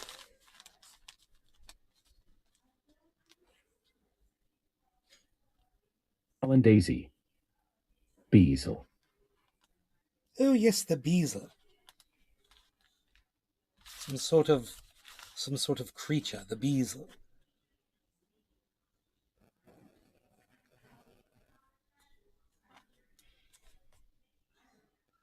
Surrounded by Keith.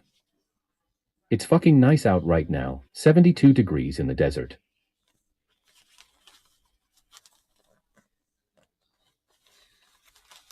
Okay, this will be T. Fraser, Tfraser, at orlandosentinel.com. That is who we shall email. You could email him too.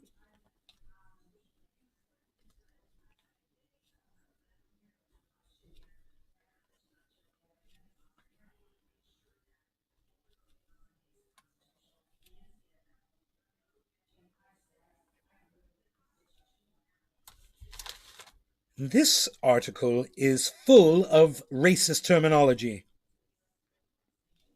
This is shameful. This is shameful.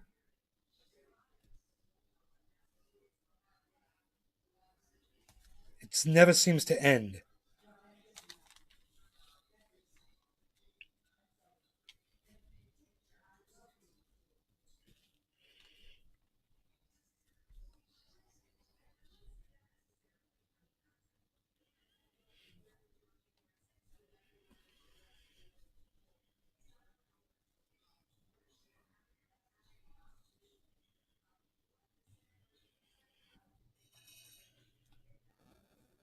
Sickening. The racism in this article. Sickening. What's the word with Ian? Are you anywhere near the path? Yes, could definitely come to Orlando. Not a good thing. Not a good thing. I have banana trees I just planted. They'll be gone. They haven't set their roots yet. I'll have to stake them really well.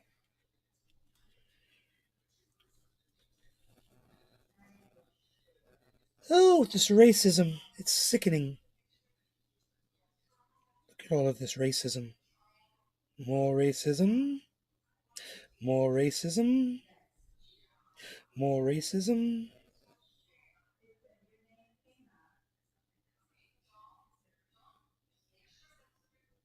The racist word just kind of jumps out at you. It just jumps out off the page at you.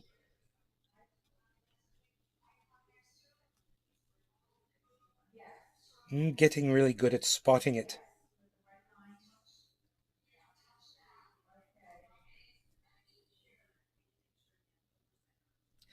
Okay, that's it.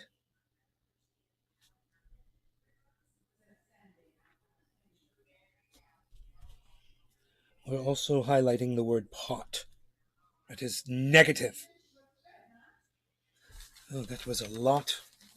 There's a lot of racism in that article. You agree? And then, of course, this one has its share of racism as well. Here, I'll show you the whole page. I'll show you the whole entire page. Oh, yes, of course.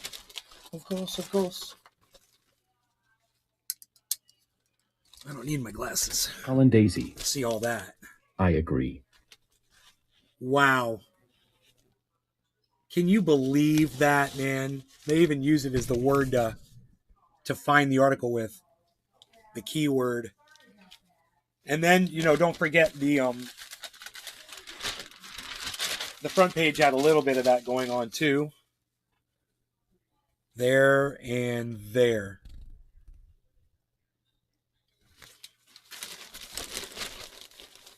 So, I'll address both authors because they both work for the Orlando Sentinel, and I'll add up all of the words from both articles together, and we'll just use that one figure.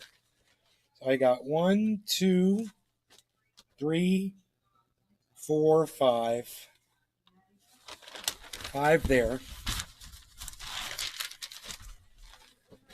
6, 7, 8, 9, 10, 11, 12, 13, 14, 15, 16, 17, 18, 19, 20, 21, 22, 23, 24, 25, 26, 27, 28, 29, 30, 31, 32, 33, 34, 35, 36, 37, 39, 40, 41, 42. I would call their bosses. 42. No. This is just a level. This is just ignorance. I'm going to teach them. They just don't know. They don't deserve to be fired. They just need to know that they exhibited 42 instances of racism, and they need to understand why it's racist and how that can easily be fixed by just using the word cannabis. And that will also further the cause of getting access to everybody. Absolutely. Using that word helps. Using any other word hurts. It's simple, basic, psychology, basically. When you're using negative terms for something, people have a negative view of it. When you use positive terms, it gives them a positive view of it. I'm not saying to get them in trouble. To tell them their employees need a lesson. Yeah, well, I'll just do a letter to the editor and address both of them, and I'll at them, and so they'll get a copy of it. It's like Star Wars. Fear leads to hate. Hate leads to racism. Racism leads to suffering.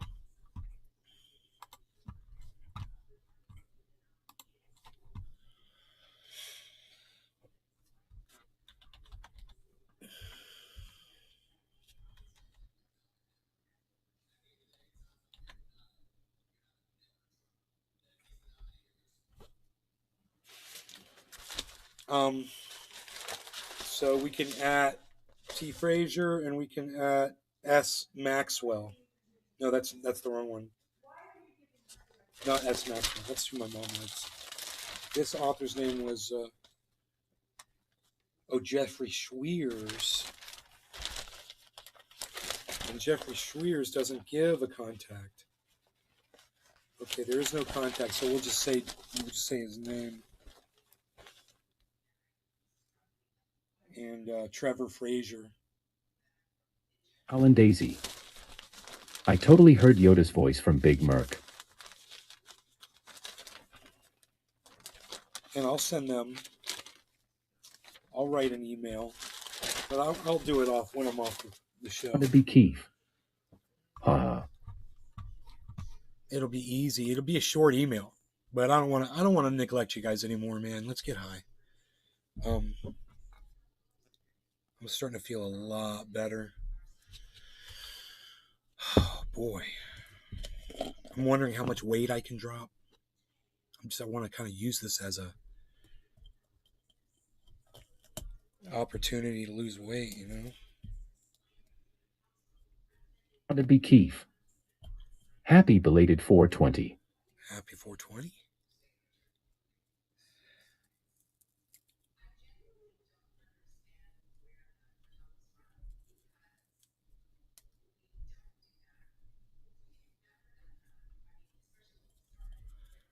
Dude, I grew this shit. MERK83. I grew this shit, and it's smoother, tastier than any dispensary stuff that I've had. This stuff, this cherry pie. And the smoke is nice and thick for smoke rings. It's everything I want out of a cannabis strain. Cherry pie. If you can get a hold of it, that is the one, man. It is so great. All right. No law regarding cannabis. We'll say 420, right? Late. Cheers.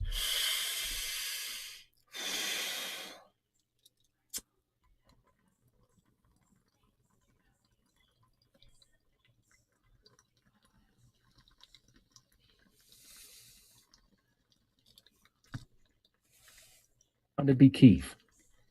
Cheers all. Smooth as silk.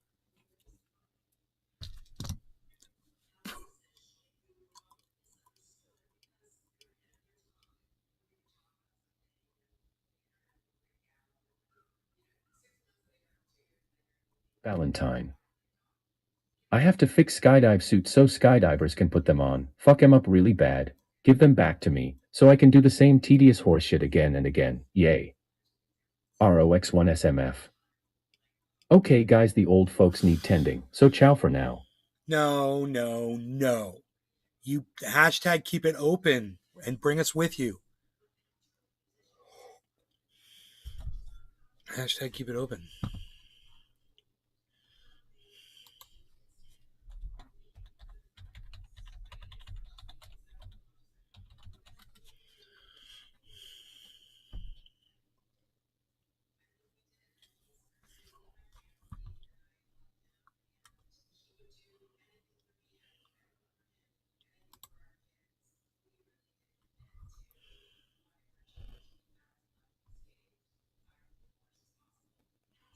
To be Keith. Ciao rocks hashtag keep it open. Big MERK83. Hashtag keep it open hashtag Bluetoothy phonies. ROX1SMF. Kisses.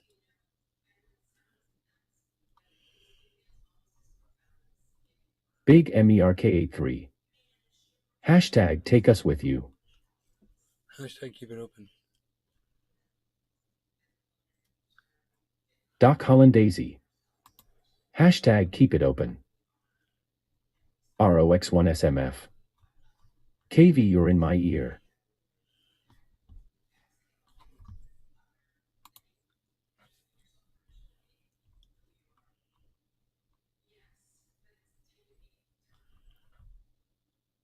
Submit a letter to the editor of Orlando. If you guys want to do this, if you guys want to send a letter to them, and you can, it's insight@orlandosentinel.com. So you can send it to them and send it to that author and at least write the other author's name in there. Hour went fast. If you guys want to do that, insight@orlandosentinel.com. Big MERK83. Hashtag tour for the poor. They've also got a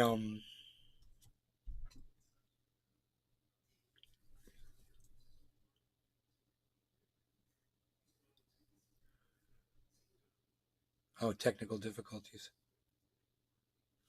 Oh, letters must be exclusive to the Orlando Sentinel. MERK83. Hashtag 2-hour show. Letters should be no more than 250 words.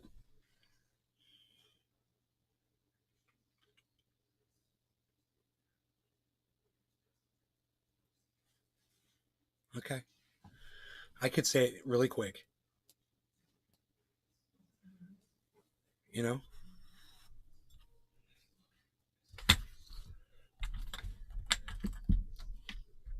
Okay. I mean, the letter is going to take a second to write. And since people are leaving, I might as well write the damn letter.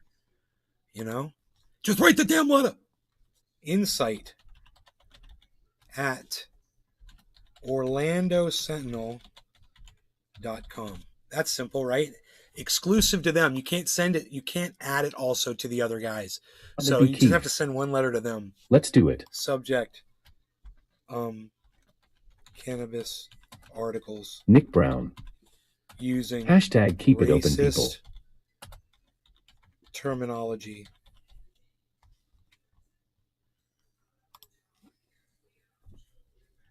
Yeah. That should be pretty easy. Dude, why are you such idiots? God, I fucking hate you. All right, cool. What we counted it, what was it, 40, what was it, 48? You guys? How many times did they use the racist terminology in that, or negative terminology to refer to cannabis? Did I say it was 48? No one ever said. Damn it. I don't know. I can't remember what the number was. Does anybody remember what the number of MERK83. when I counted them up? Can you put my email as a proxy voice to back your opinion, kinda like a petition? Billy Ballantyne. 48. Let AI do it. Okay. Like MailChimp.com, that would be hilarious. Doc Hollandaisy. 48 pretty sure. Big MERK83. Let's get all the trendies.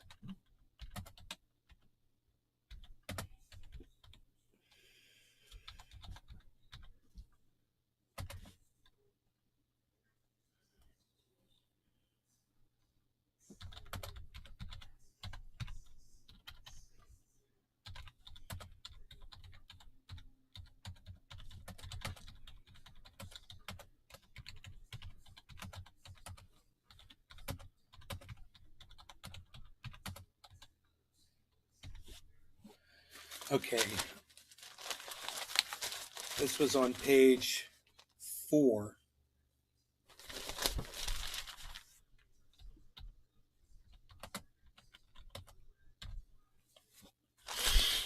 And this is the well, it was page 3 and 4. The local pages 3 Daisy. and 4. I remember it was almost 50, right? And 4 of the Sunday edition of the local and state. To be Keith. I'm watching now when he section. counts. Okay. Surrounded by Keith. 42. Keith, you say it was 42? Okay, I'll count them again. How long could it take me to count to 42, right? 1, 2, 3, 4, 5, Surrounded 6. by Keith. 42 instances of racism. Doc Hollandaisy. 6. Recount. There's 6 on the front.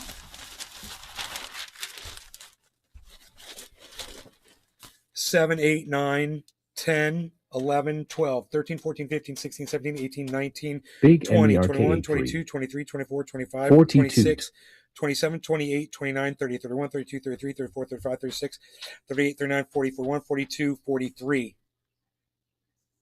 So I had said 42, but it's 43. 43.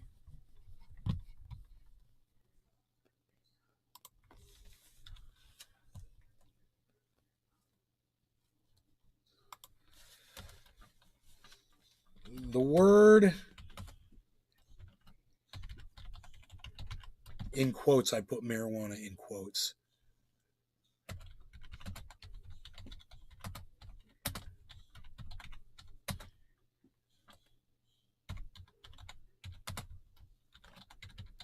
Valentine.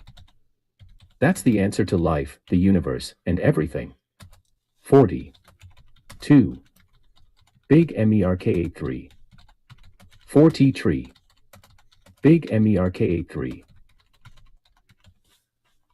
God, I'm making so many typos.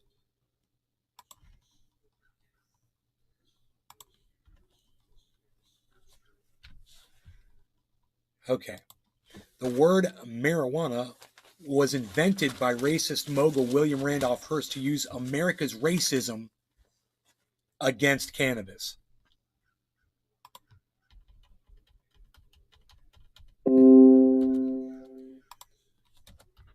The word pot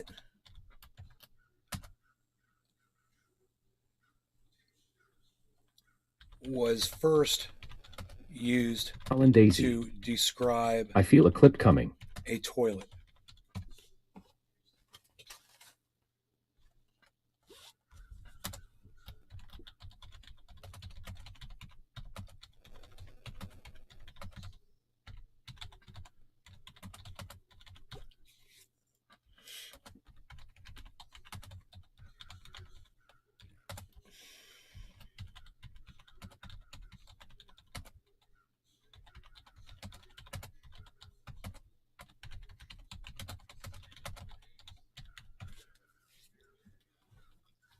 Sunday Edition Local State section from.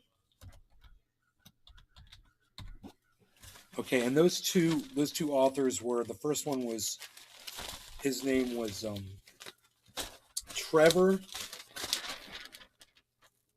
Jeffrey Schweers was the first one. Jeffrey.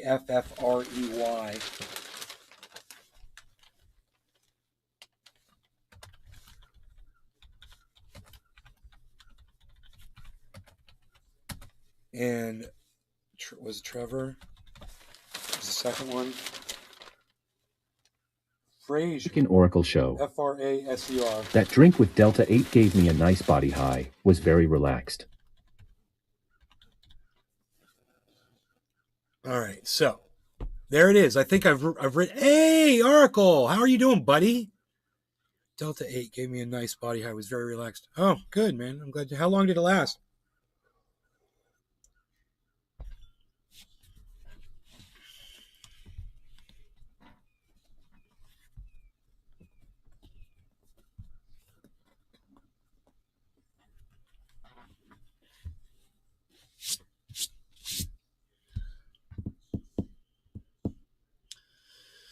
I counted 43. So this is the article that I wrote. It just says, I counted 43 uses of negative or racist terminology to refer to cannabis in the two articles on pages 3 and 4 of the Sunday edition of the local Oracle show. 2 to 3 HRS and the slowly faded. It sounds like normal edible. That's good. It sounds like what a regular cannabis edible will do for you. So why not just have regular cannabis edible, you know?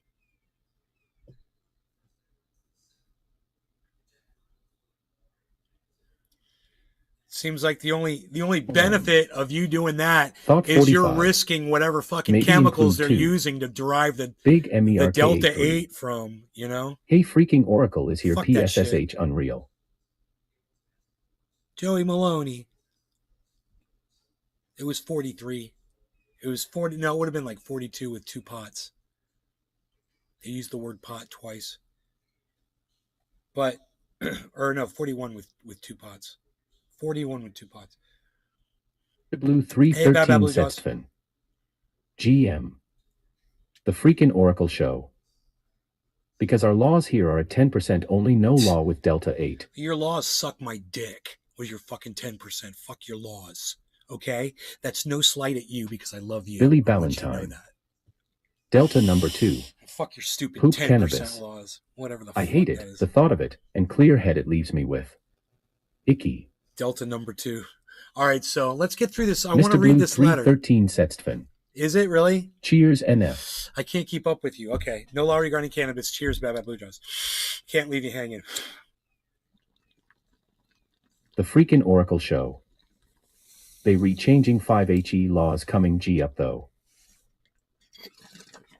Okay. Doc Hollandaisy. Hey, freaking Oracle.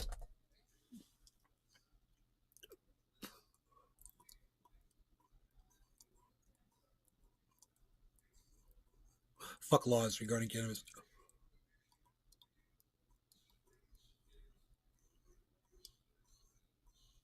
Billy Ballantyne. When will we get 5G cannabis? 5G cannabis. Okay, so here's my article. I counted 43 uses of negative or racist terminology to refer to cannabis in the 2 articles on pages 3 and 4 of the Sunday edition of the Local and State section from Jeffrey Schweers and Trevor Frazier, from authors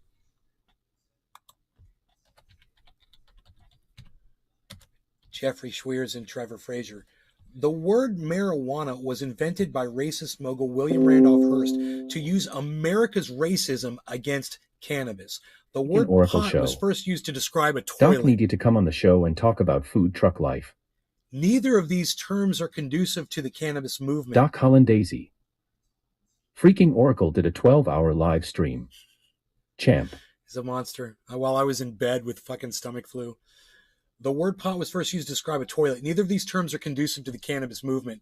Please consider using the word cannabis in the future. What do you guys think?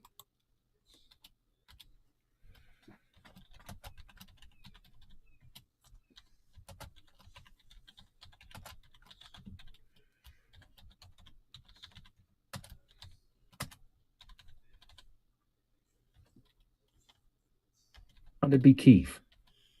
Cannabis movement.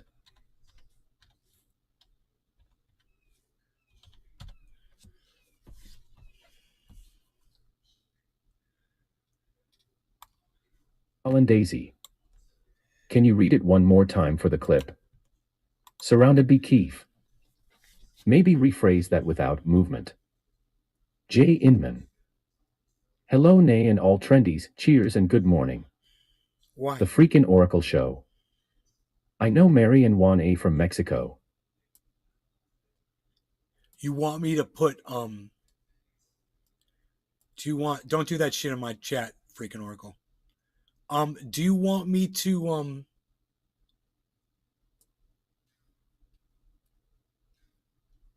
put cannabis legalization movement, Keith? Instead of cannabis movement? I think that makes more sense.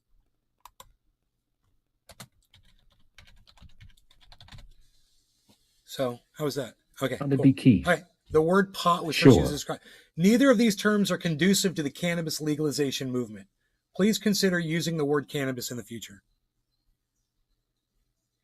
You know, unless you're not trying to help, you know, that is unless Orlando Sentinel is not on the side of legalization. You know, I could put that in there too. That'd be hilarious. You know, disregard all of this if you guys are anti-cannabis, you know. Founded by Keith. So very nice and concise. Yeah, all right. That's all right. Billy Ballantyne. The stream's on ADVR, you can just back it up, make the clip, then go back to real time. No, I'll go ahead and I'll read it again. You want me to read it again? It's just a couple sentences. Okay, here it goes. Here, I'll even mute the chat.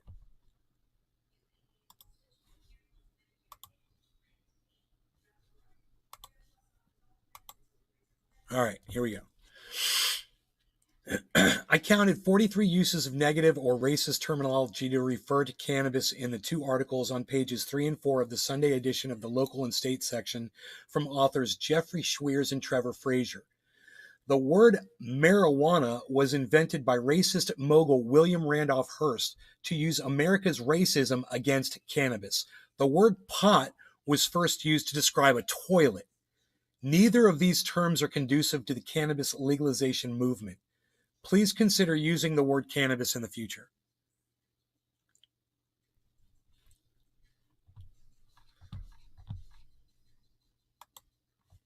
I mean, that's just silliness that they even talk like that. It's just silly.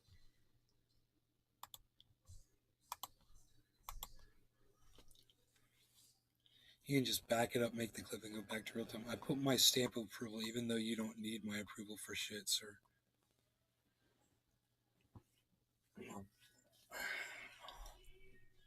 Ballantyne.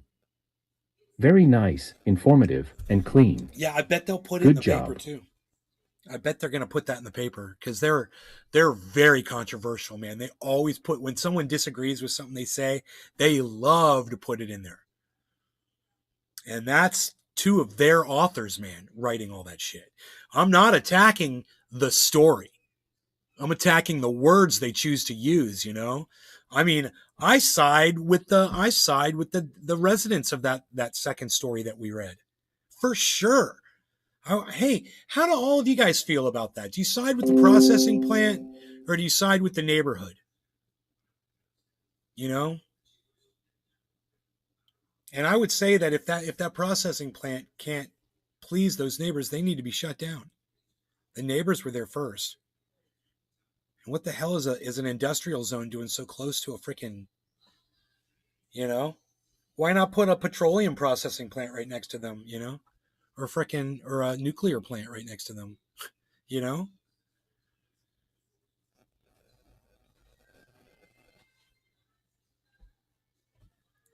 How do you guys feel? Where are you guys at with that?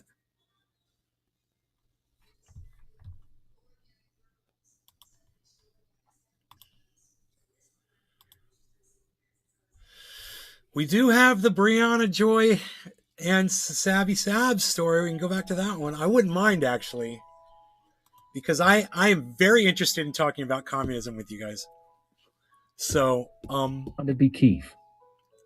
Same as you, they needs to fix their shite. There's just so many problems with denying that communism exists. Because if you deny it exists, how do you champion it? So let's define what communism is, right? It inspires class warfare. It's a form of government that encourages class warfare and provides the form of work that the government deems appropriate for each individual, what they're suited for. Good clip, brother.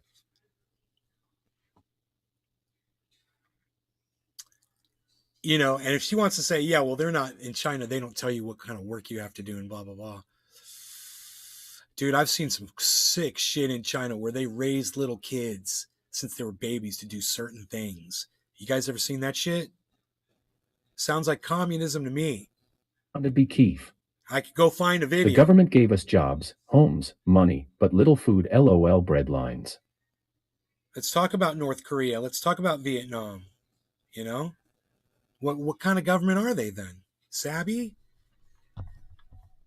What you doing, girl? Looking all good. I love SABBY. I gotta disagree with her on this right here.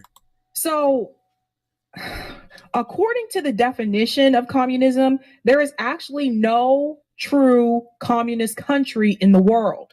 Not one. Surrounded by not Venezuela, not Cuba. There is no true communist country in the world.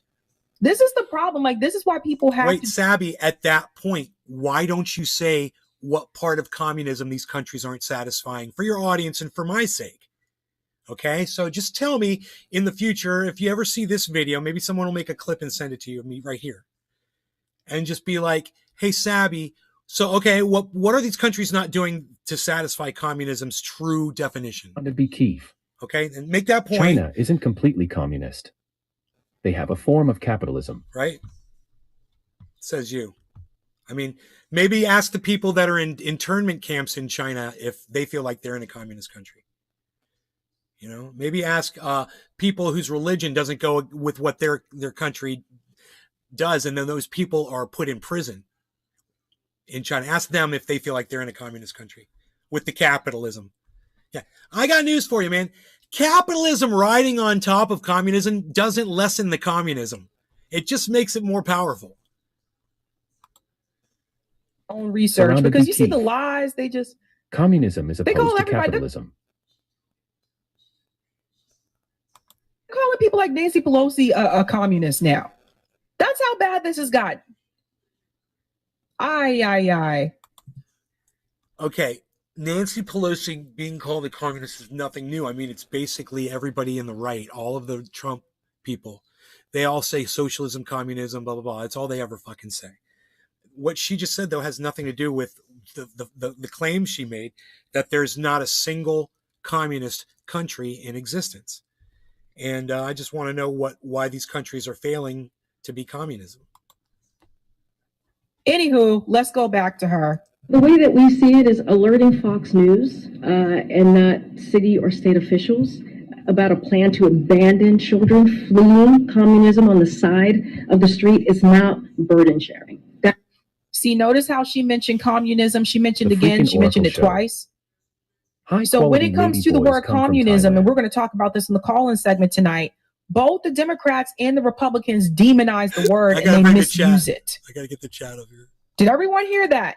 When it comes to the word communism, both the Democratic Party and the Republican Party demonize the word and they misuse it. That's on purpose. That is not the definition that we see of burden sharing. It is a cruel, premeditated political stunt. That is not what that is what they are doing. And so we're always happy to have conversations about ways to further improve border processing, and we could be doing more. Joining us now to discuss his reaction is co-founder of the Revolutionary Blackout Network, Nick Cruz. Glad to have you with us, Nick. Okay, the freaking Oracle show. Maybe it's the way society has moved. So he's wearing a collared shirt. I don't know if it's a long sleeve. But it's just so casual. Oh my God, I don't know what he's wearing. I just wish he had put on a jacket and a tie, man. You know? We want to ask you about this question of how much communism is really to blame for the immigrants who have chosen to leave Venezuela. Is the press secretary here accurately describing Tiger Woods? All right. Look, I want to listen to this question. I want to listen to the whole basis for this whole the debate. Okay, so she's going to set it up right here. More. Joining us now to discuss his reaction is co-founder of the made the clip for SABBY. Thank you, Doc. Revolutionary Blackout Network, Nick Cruz. Glad to have you with us, Nick. Thanks for having me. Okay, here we go. We want to ask you about this question of how much communism is really to blame for the immigrants who have chosen to leave Venezuela. Is the press secretary here accurately describing the motives for so many people leaving the country? What's been going on there? So that's the basis for the question they just asked Nick. And my response would be, from Nick, would be like, well, I can't speak for those people. I don't know what their motives were for leaving their country. It could be any number of things. It might not be the political system. If I were Nick, that's what I would say. But for some reason, he seems to go off on this really long... To be Keith. Communism means the state controls the means of production or some bullshit LOL. Doc Hollandaise. Did he just wake up? Look at that. Well, the beard is a little unkempt looking, I must say. I might offer a little beard balm for him. But I'm not going to go after a man on his beard. Actually, Nick, I dig it. I like the beard. However, I would say this. That shirt that you're wearing, it's just a little too casual for going on the Hill. So go look at how Sagar and Jetty used to dress. Their guests, you know, look at all the guys from the Hill, and you just, you know, when you go into the lion's den, son, Lewis, you know, be prepared. Gotta run, nay. Getting on a plane. Have a great rest of the show. Have a safe flight, baby girl. All right. Mwah. My first reaction when I saw that, I was thinking, like, is that Sarah Huckabee Sanders? There's literally no difference there between the Biden administration messaging on this issue and Trump's messaging on this issue as well. So we're not talking about the messaging. Okay. We wanted to know what you felt the reason was for those people leaving their country. That's what she just asked you. And then you start talking about the messaging. So let's just keep listening to this. And I want to chime in here and say Nick is 100% spot on right here. It doesn't matter if the press secretary is the press secretary for a Democrat president or Republican president. No one's talking about that.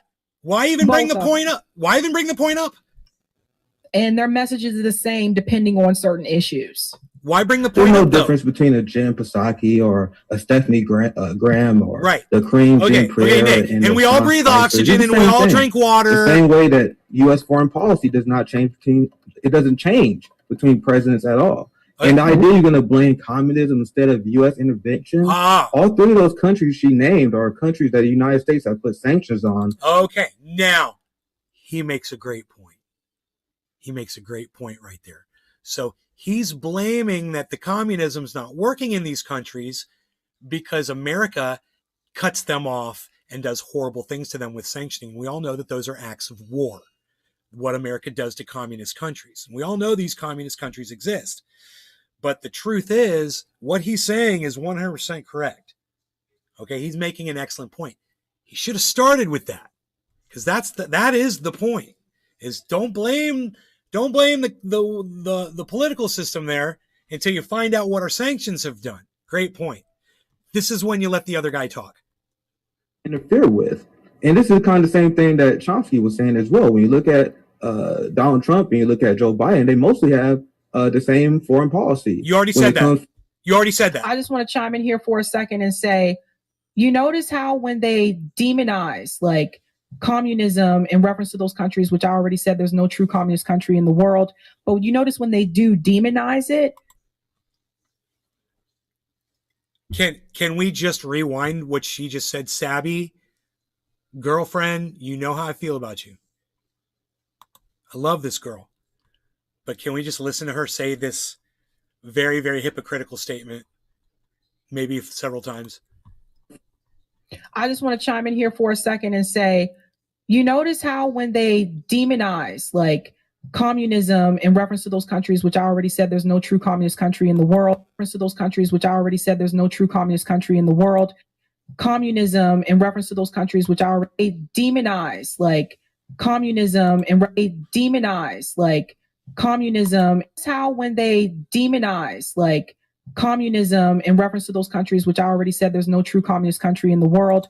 It's how when they demonize like communism. Sabby, how can they demonize communism if there is no communism in the world? This, what you just said, is a non sequitur.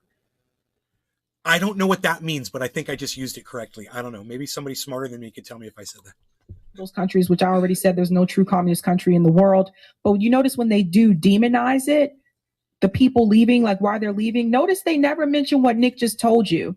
Notice they never mention that the U.S. government has put sanctions on those countries and made it very difficult for those people economically in those countries because of those sanctions. They never mention that part. And most people you talk to, especially if they're not really following the news like that, most people you talk to have no idea what is really going on economically in those countries. From seeking regime change in Venezuela, sponsoring genocide in Yemen, closing up with Saudi Arabia, funding and shielding the apartheid state of Israel, their hardline stance on Iran, and escalating with China. It's the same thing. It's the same thing. How can you blame an economic model for the failures and what happened to the citizens when you guys are illegally seizing their assets and not allowing them to sell their oil on the international market? You had the Bank of England, they just had a sham trial where they said, we were like, oh, well, the $1 billion in gold that we stole from Venezuela, we had the right to do that. And it's very telling that you see the same colonial powers, whether it be the UK, Germany, and the United States. Again, I'm going to pause right here and just say he's making a great point. He is blaming American sanctions, UK sanctions, thieving, stealing from these countries that oppresses them. Instead of working with these countries and helping them, we decide to do NATO, and shit like that. Posing their imperial conquest ambitions on the global south. They think they have the right to ruin the lives of Venezuelans, for example, and other countries because they reject their capitalist imperialist political agenda. The Venezuelan people 100% knows what's going on. That's why Nicolas Maduro is stronger than ever. And this is another example of U.S. sanctions failing. They know the United States government is trying to take them down to install far right-wing fascists that is mostly white, that is mostly bourgeoisie, that has been waging an active class war against Venezuela. When you look at Nicolas Maduro and the socialist revolution that started 20 years ago, that is mostly supported by Black, indigenous, and poor people. And you have the white bourgeoisie who in charge of the media, who run all the companies. They have been waging a class war backed by the United States, backed and supported by the United States. So Nick is letting you know right there that even when it comes to those issues in those countries, class is still a factor. There is a class divide when it comes to what they support and who they support.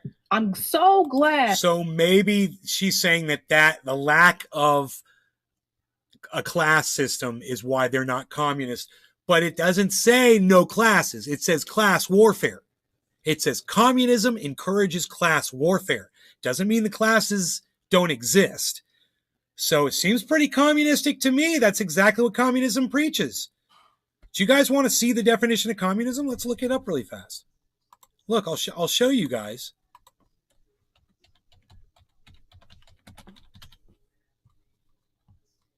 Okay, there it is. All right, here it is. Right here, okay?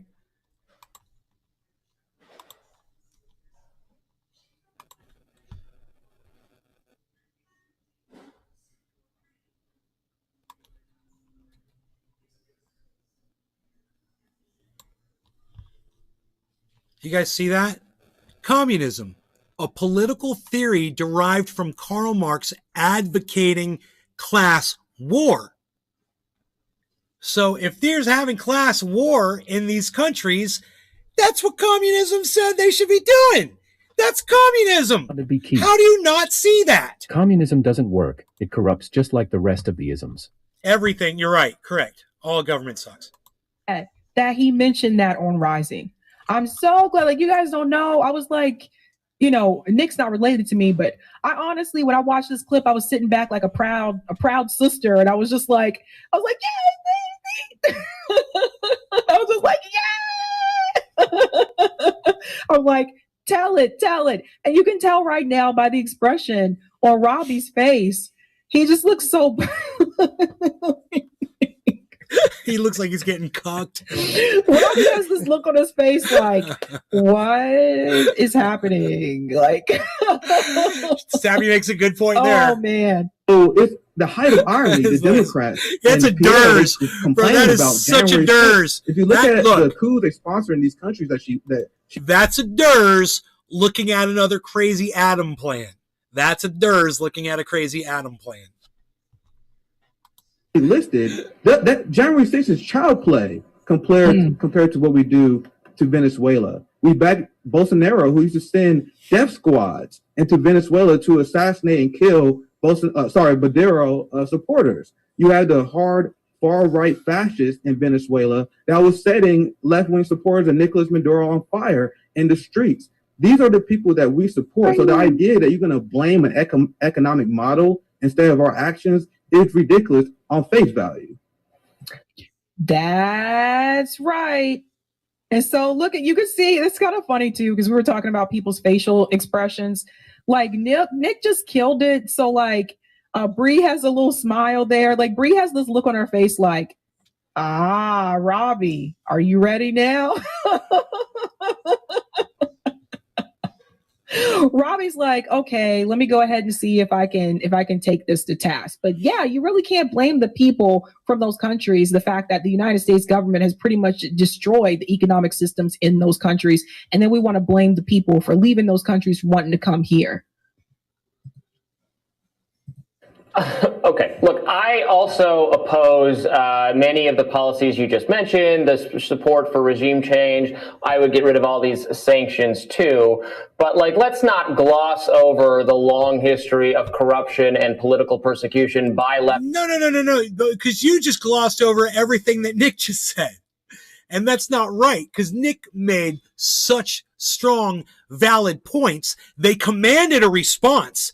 You went right past them, and now you're talking about regimes in all of these countries as well, under policies that have totally immiserated Cuba and Venezuela. I had to pause right here at this moment. You for 99 says tap out, Robbie, tap out. I had to pause at this moment because as soon as, and JB probably felt this way too, I think JB's in the chat, as soon as Nick made that smile, I was like, oh, Robbie, he coming for your ass now. I was like, yeah, he is coming for you. You don't even know what he's thinking right now, but he's about to tear you apart. It's coming. It's coming. It's on and on and on. I think it's laughable to say, oh, it's all the U.S.'s fault. So Cuba has a higher life expectancy than the United States, a higher literacy rate, a much better healthcare system, despite the fact that the United States stole billions of dollars from them. So I'm asking you, Robbie, what's the excuse for the United States? Of course, there are always missteps that governments make, but the United States is the richest empire. That was a mistake right there when he made that laugh. No. It wasn't a mistake right there. Because what Nick just said was laughable when there's 96 million deaths under communism. You can't deny it. And to just sit there and act like it's not a thing, it's not like he didn't have a point to laugh. It was laughable. So go back and listen to him, what Nick says before the laugh. The United States stole billions of dollars from them. So I'm asking you, Robbie, what's the excuse for the United States? Of course, there are always missteps that governments make, but the United States is the richest. Of course, there's always missteps that governments make.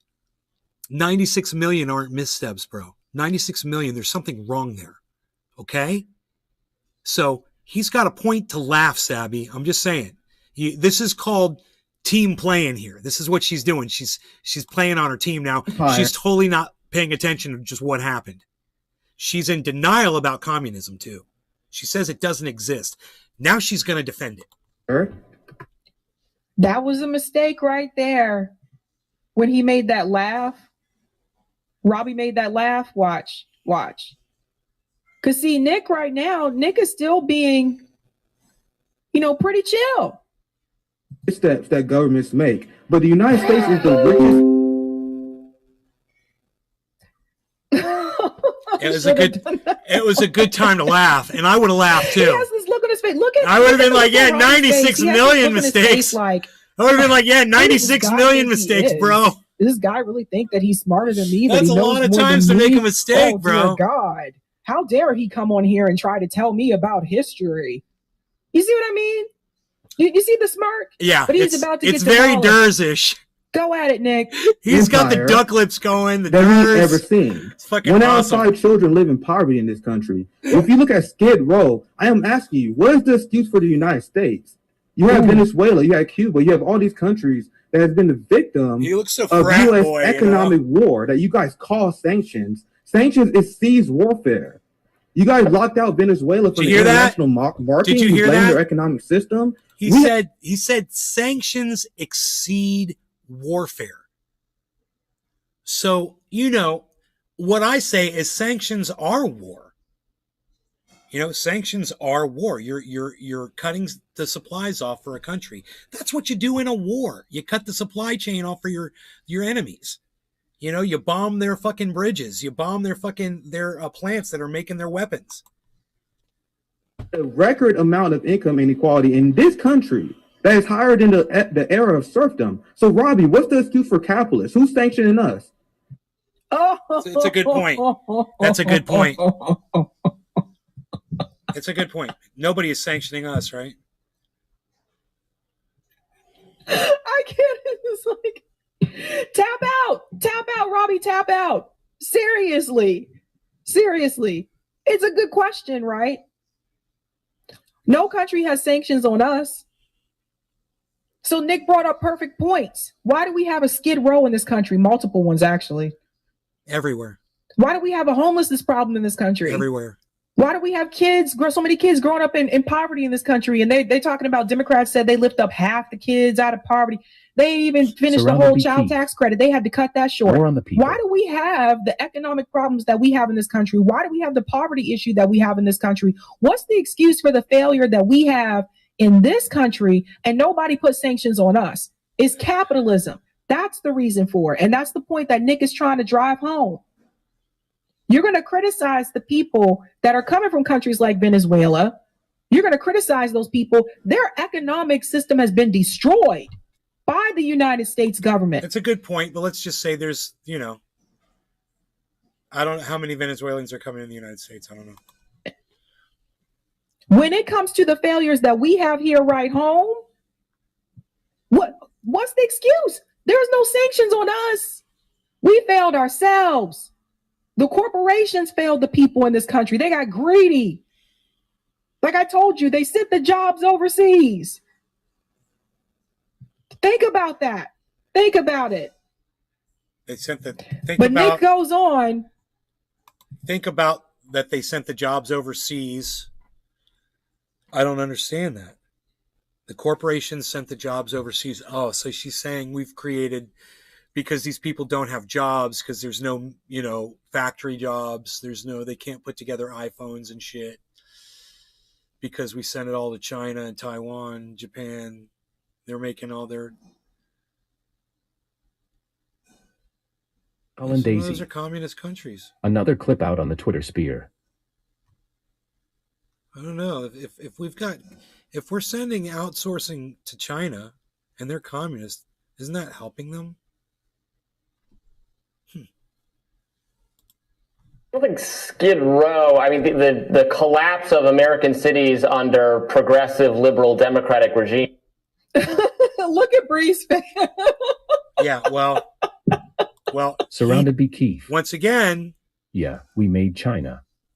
This is a right-wing talking point, and he's able to score some points right here. Oh my God, I don't know what to say. This is so funny. Well, Sabby, what you should say is that this guy is actually making a point and not sit there and try to distract your audience from what's being said.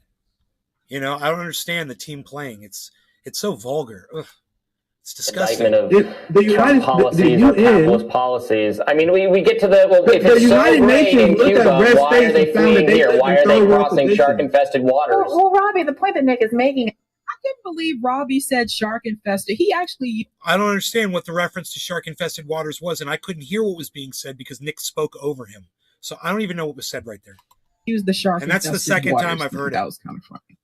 He used the shark-infested waters. So Bree's gonna come in now, and she's gonna, she's gonna try to do it, I guess, in Robbie language. I don't understand why shark-infested waters is some kind of point that Sabby's seizing on, like it's like some kind of low blow or something. I don't get it. I'm just saying. Is that a real laugh, Sabby? Because I seriously think Robbie is sitting there thinking to himself, who is this young dude that came on here basically to think he know all this stuff? I never heard of this. I don't know this guy. This guy's not an academic.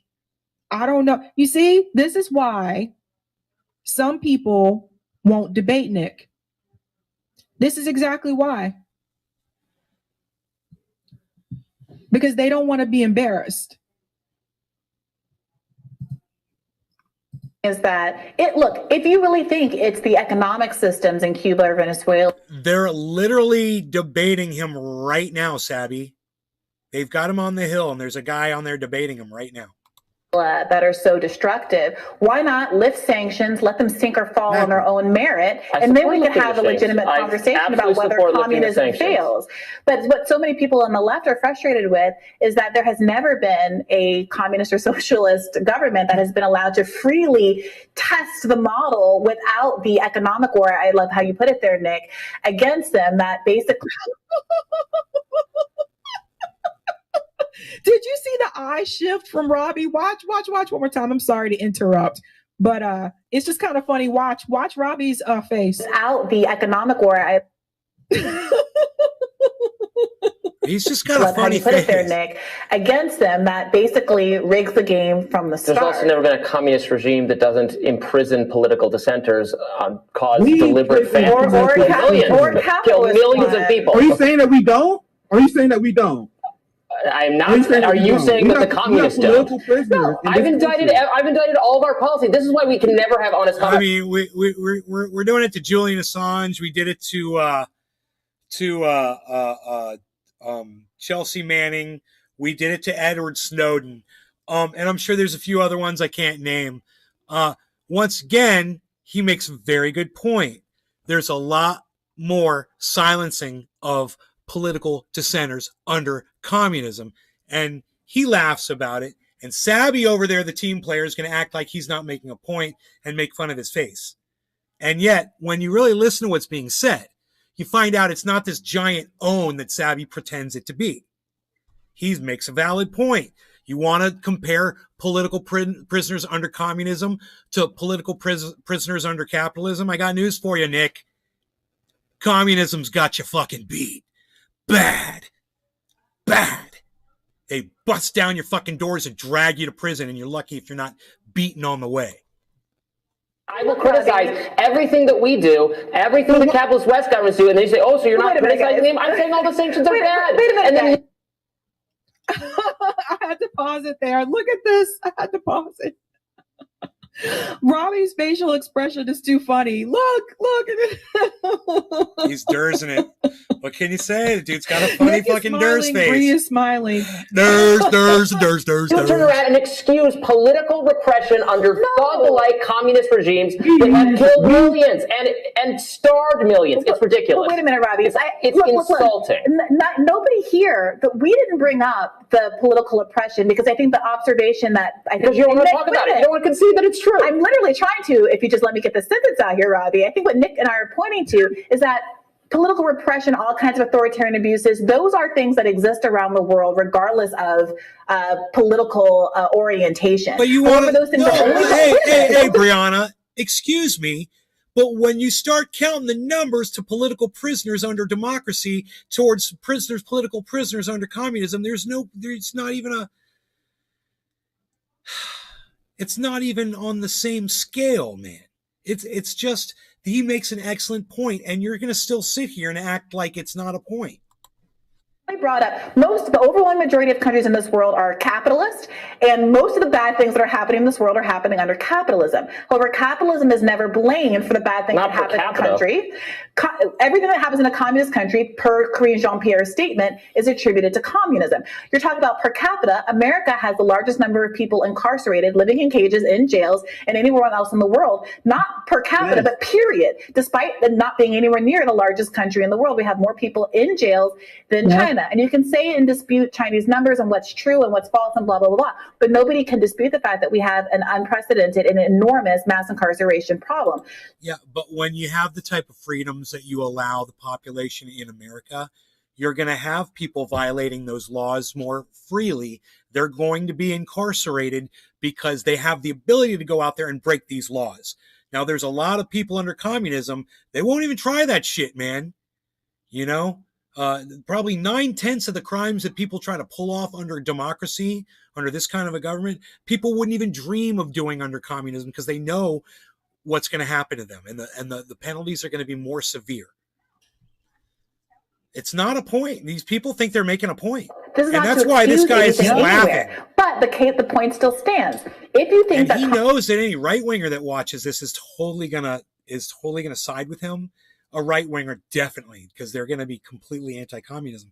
But if you start taking it point for point, you want to start counting the numbers and throwing them out there, these two are fighting a losing battle, you know, against the facts that this guy knows about communism. And socialism are such a unmitigated disaster. Why is it that they have not been allowed to go ahead and run their own countries into the ground without American political interference? That's a good point. That right there is the golden question. That's a good point. If people believe that communism, socialism is such a bad thing, if that's what the U.S. believes, then if that's the case, was the USSR was communism? The communists were also atheists. Correlation doesn't equal causation. Was the USSR? Well, you know, I know we've sanctioned Russia plenty of times, so I'm not going to say we haven't. Why aren't you letting those countries explore that? And if their economic system fails, well, then it just fails. That's for their country. Let them do what they want to do with their economic system in their country. It's fair. Why haven't they been given the opportunity to even allow it to fail? Well, maybe because they're worried that it's going to prosper and that would make their democracies look bad, Sabby. Let's move on. And then you think about the McCarthy era when there was a lot of fear around communism. Why? And you think about some of the things that people said back then, which was, we have to stop it now because communism can spread. They talk about it like it's like smallpox or something. I don't know. Right. It's really weird when you go back and you read about the McCarthy era. Very strange. What are they so afraid of? I would say maybe they were afraid of the fact that Russia was imprisoning people back then as well for political dissenting. Capitalism is more fearful. You should be afraid of that. You should be more afraid of capitalism than you are of communism. That's how I feel. Because I know a lot of people that have lost, not everything, but a lot of people that have lost their jobs, people that have lost their homes under a capitalist system right here in the United States. Communism goes against what America stands for. It sucks. I don't know what the answer is to that. But, you know, unfortunately, I know a lot of people, right, just like Sabby, that are doing really well. They've all got homes, families, jobs. They're living very comfortably. I know a lot of people. So, you know, you can say that, you know, a lot of people that are doing poorly under democracy, under capitalism. And I understand that. But just know that there's a counter narrative to that as well. Let's go on. We shouldn't have American political interference. Again, I agree. I say it every time on this show, but they would not be thriving on their own and have never thrived on their own. So you realize that U.S. state policy, when they put Cuban embargo on there, was to destroy the economy because they didn't want to show an alternative to capitalism. If you capitalists are so confident that communism will fail, why won't you leave it alone, Robbie? Why won't you guys leave it alone? I mean, I'm not in charge of the policy of the country, man. I would rescind all of the sanctions tomorrow. Look, I can explain one aspect of this. I've noticed that when the United States decided to intervene with the Russian pipeline, the Nord Stream 2 pipeline, and I said, look, you know, trying to keep another country from prospering and doing well for whatever reasons is wrong. We discussed it on this show more than a year ago when Ted Cruz was jumping up and down about Joe Biden appointees. You know, and ever since then, I haven't been able to find that fucking video. But my point was, countries shouldn't interfere with other countries. And it's, you know, the United States doesn't just go after communist countries. They went after Russia. You know, they shut down that pipeline, which is an act of war. They got together with Germany and made sure that gas pipeline was going to get shut down. This is what Ted Cruz wanted, and it's what Joe Biden finally did. It's wrong. We should all be encouraging commerce. Everybody, no matter what the regime is. We should all be helping each other. It's fucking psychotic. I'm just saying, that's how the United States thinks. They literally, it doesn't matter if it's communist. It's any country. It's competition. And they don't want to see you doing good. Russia's been the target better for than 100 them. years. You know, Russia can't have a gas pipeline going to Germany. Well, and you can't claim that these countries are also authoritarian, because imagine what would happen. And you saw Democrats right now prosecuting January 6th protesters. You had the CIA literally sponsor death squads in Venezuela that try to overthrow the president. Do you know what the United States would do if we did the same thing? So get real, Robbie. This is how the real world works. There's no. Nick said, "Get real, Robbie." He said, "Get real." Surrounded be Keith. They want to run the world, but that just cracked me up. But it's true. Imagine if it's never done to us. It doesn't crack you up, Sabby. It's never done to us. It doesn't crack you up. We could tell that you're fake laughing right now. It's the weirdest thing. You don't need to do that. I mean, yeah, what he said was funny. You probably laughed the first time you heard it. No country is trying to overthrow our president. When have we seen this happen? Not once. If we did the same thing, so get real, Robbie. This is how the real world works. There's no such thing as overt authoritarianism. It's countries upholding their laws. Laws are a thing, Robbie. You can't overthrow a president without consequence. Well, look, I love the fact that Nick mentions his name, because that's something that they actually teach you. I don't know if you guys like took like communication and stuff like that, but there was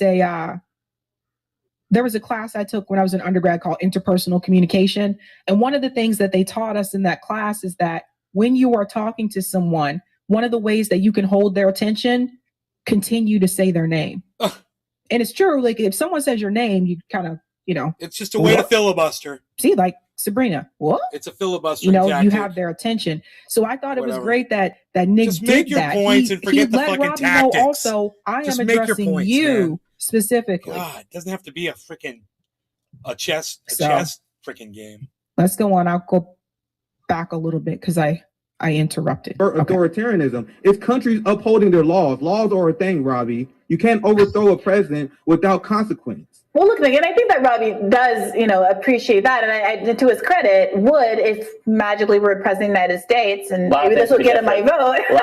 Robbie just reeks of Republican, dude, doesn't he? Oh my God, I hate this guy. I fucking hate him. But when he makes a valid point, man, I'll point it out. Would lift sanctions on countries like Venezuela, but it seems pretty clear that most people, frankly, regardless of political party in this country, most of our political leaders anyway, would not do the same. And I think it's a really interesting tell about their lack of confidence that all of their narratives around some of these countries would actually, including a lot of the migrants. So I would absolutely support and have supported forever ending the Cuban embargo. A lot of the Cuban migrants who come, one of the reasons we don't do that is there's tremendous political pressure on Florida politicians, on Florida Republicans from Cuban migrants who don't want to do that. Can you explain why that is? Please, the Nick. Cuban bourgeoisie that has been waging a class war, the same people who fled because Fidel Castro wanted to share the resources with the poor, they don't want to lift the Cuban embargo. Share the resources with the poor sounds like a little bit of a euphemism. No. Go to Cuba and ask the average Cuban how they feel about the Cuban embargo. So these class traders that moved to Florida, their opinion means nothing. They call them class traders.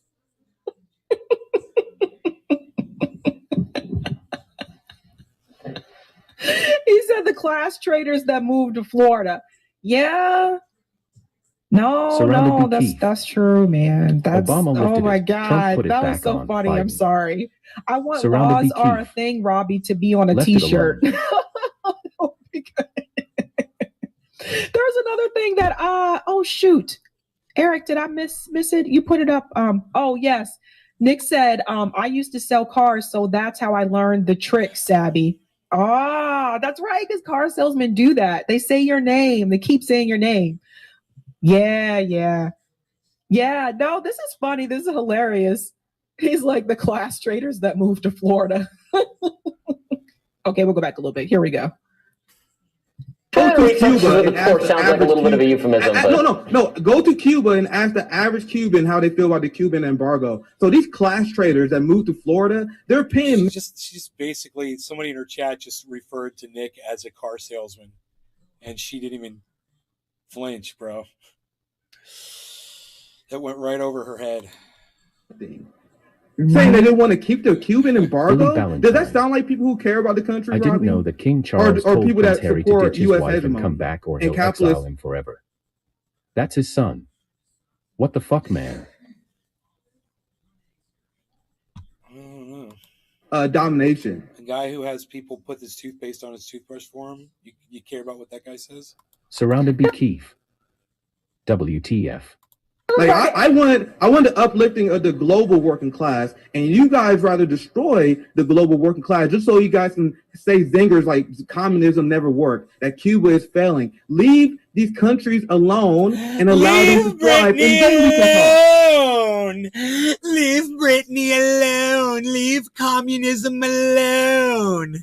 I love it, man. Leave communism alone, dude.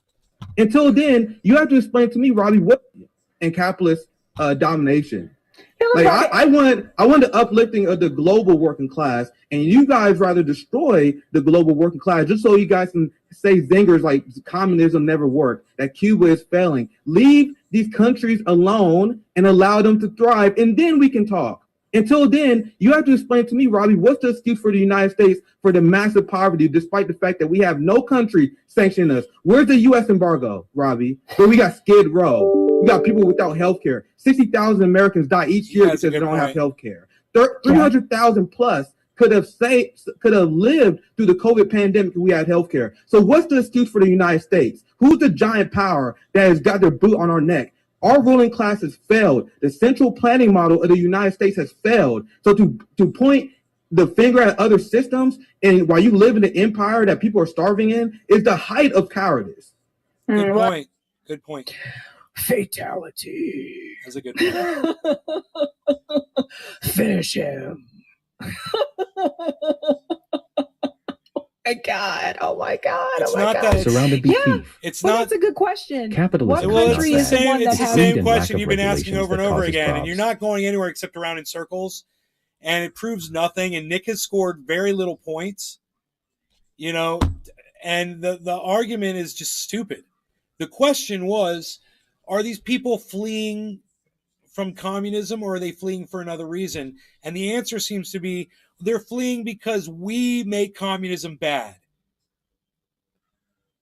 That's what his answer seems to be. Why does it take all this time to get through this? I don't understand. And you know, score this points and la la la. You know, I think Nick made a good point there. But it unfortunately, you know, until you sit down with those 50 migrants, you know, and you ask them, you're not going to know. And these people sit here and pretend like they know what the hell, why these people left this country, you know, on our neck. Is anybody holding us down right now? Is anybody stopping us from thriving, from growing? No. A lot of the problems that we have economically in this country were caused by us, greed and capitalism. It's a good point. I mean, he brought up some good points. I don't think Robbie was ready. I don't think Robbie was ready for this. Nick brought that fire. I think the worst thing that Robbie could have done was when Dominic he laughed Leo. while Nick Yo, yo, was speaking. That's a no. whatever. I mean, our ruling class is definitely failing the American people on a lot of the subjects you just mentioned, the crime, drug addiction, etc. So, look, I'm sure we agree on that. And yeah, let's withdraw those policies and see how it shakes out. Yeah. Surrounded by There you go. You won the argument. Capitalism is based. Now that's not an own. Hey, Sabby, you're sitting there laughing like Nick made some incredible point. What did he say at the very beginning? As soon as he started talking, when Nick finally let him start talking for the first time, he's like, I support in lifting these sanctions. And now you make it sound like he just owned him to get him to say the same thing that he's agreed with the whole time that he started talking. What an own, man. Such a team player, Sabby. And Nick said, so focus on that. He said, so focus on that. Oh my God. Look at the look on Robbie's face. He's like, yeah. You know, I think time to end the segment. Nick makes and good Bree points. Has smile, this smirk on her face. He's just like, yeah. But it wasn't some own to get some guy to say exactly what he said from the very beginning. Great job, Nick. I don't know what to say. Well, look, I think we have to leave it there, but thank you so much for joining us, Nick. Yeah, thank you. Thank you for having me on. Make sure you guys check me out on Revolutionary Blackout if you had a chance, so you get some real international reporting that can tell you the truth about the crimes of the U.S. empire. And then Nick did not leave without saying, where you can find me, check me out on Revolutionary Blackout Network. And then he also added where you can get real news analysis. Yeah, it's kind of funny. But, you know, everybody has to promote themselves when they go on a show like that. It's not a big surprise. Why do you keep fake laughing, Sabby? God, I just want to see you laugh for real one time. I want to see a real laugh out of you.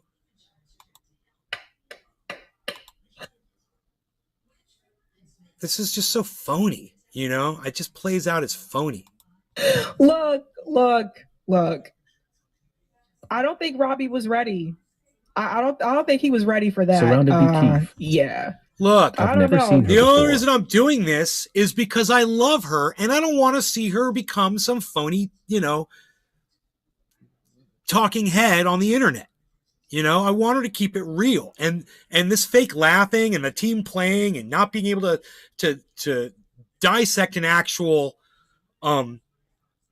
debate because you're so one-sided on your team, it's making you look bad.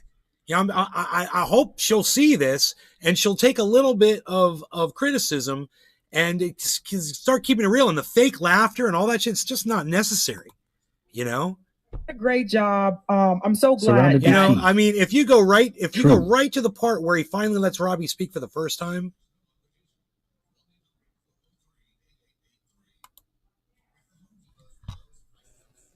The Venezuelan people 100% knows what's going on. That's why Nicolas Maduro is stronger than ever. And this is another example of U.S. sanctions failing. They know the United States government is trying to take them down. Countries, class is complaining about January 6th. It's kind of funny too, because we were talking about people's model instead of our actions. Has this look on her face like pretty much just oppose many of the policies you just mentioned, the support for regime change. I would get rid of all these sanctions too. Boom. And that was at the very beginning. It's the very first thing he says. Yeah, I don't like regime changes. I don't like the sanctioning. I agree with you. And if that is making communism not work, then we need to stop. Yep. But was it capitalism that made all those political prisoners under communism? He makes that point. Sabby never awards it to him. I think he said it like 3 times, LOL. Well, he had to, because people like Sabby just team play and they ignore what's being said. And that's why I like to do stuff like this, because it'll allow you to see, the truth behind what really happened. And I'm no expert in communism or politics or anything like that. But I can listen to a debate and just tell you whether or not there's points that are being won or lost. It's very simple. And it's just so silly for Sabby to act like it's this complete ownage, because at the very end, he says the same thing. He's like, yeah, lift the sanctions. And she's like, oh, what an own. Oh, he owned that guy. Oh, for saying the exact same thing he said literally 20 minutes ago, Sabby. He said it 20 minutes ago when Nick finally let him have a word. So this is basically Nick, understanding, having a great understanding of what's going on between America and other countries. And that's fantastic. And I think this guy may have learned something, this Robbie guy. But it's sad that Sabby takes this as an opportunity to just bash this guy, and just act like, that he didn't make any points and that he didn't have any validity in this conversation at all. When, you can ignore things for only so long, but between ignoring facts and fake laughing and acting like there were owns when there were none, it takes away from your overall power as a podcaster. It does for me. And I'm just one guy, Sabby. The rest of your followers are probably going to follow you just like you follow Nick. And you can never say anything bad or do anything bad that's going to, that's not going to make sense. Everything you say makes sense. But, I love at the beginning of this video when she says communism doesn't exist. That's my favorite, because it takes away the basis for everything that Nick is defending for the rest of the argument. For the entire rest of the debate, he's defending communism, and Sabby claims it doesn't exist. She even claimed it didn't exist when defending it at one point. Yeah, I thought that was really interesting. So I'm going to hold your feet to the fire, and if I like you enough to spend this much time on you, I must think you're worth it. I want you to know that I love Sabby. I think she's fucking awesome. To be Keith. Non sequitur. I like listening to her show. I think she's great. At the same time, Sabby, don't do the fake laughing anymore, and the team playing is bullshit. Just keep it more real. Don't do it for me. Do it for you. Just consider that for you. It'll make you such a better person. It's fucking team sports shit, man. I fucking hate it. I fucking hate it. You know, if the ref didn't see it, it didn't happen. The only problem is all of us are the ref and all of us can see it for what it is. When you can sit here and pause shit, you know, and listen through to what's being said and how some things are being disregarded and the fake laughing. Oh my God, the team playing. Oof.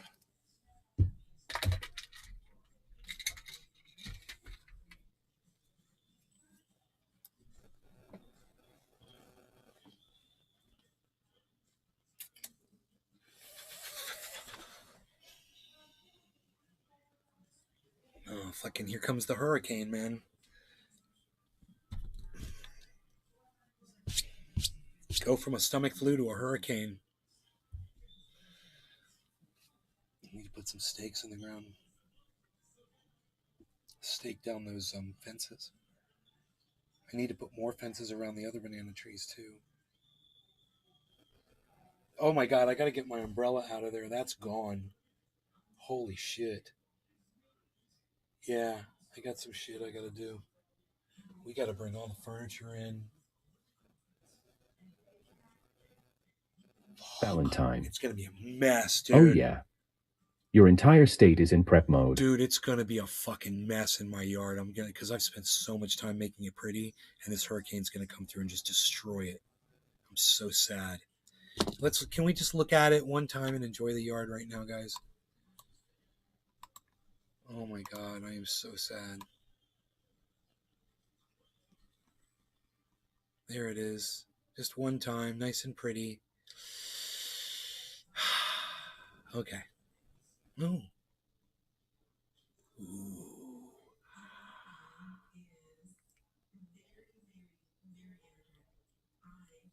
I like making funny faces. To be Keith. I'm about to smoke a bong hit. Someone clip it. Josh G. That Someone new roof is gonna make that hurricane a bitch. You clip it. Nick Brown. Last time I looked it was gonna be more north. But it's still very unpredictable. No law regarding cannabis. Cheers, everybody.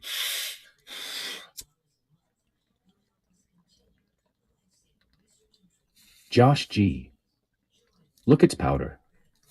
Billy Ballantyne. I bet you'll see a bear flying by or a deer will fall from the sky. Bernardo. Dominic Leo. Keep it real. Marty's in the house. Hurricane hit Canada's coast earlier, lots of people without power.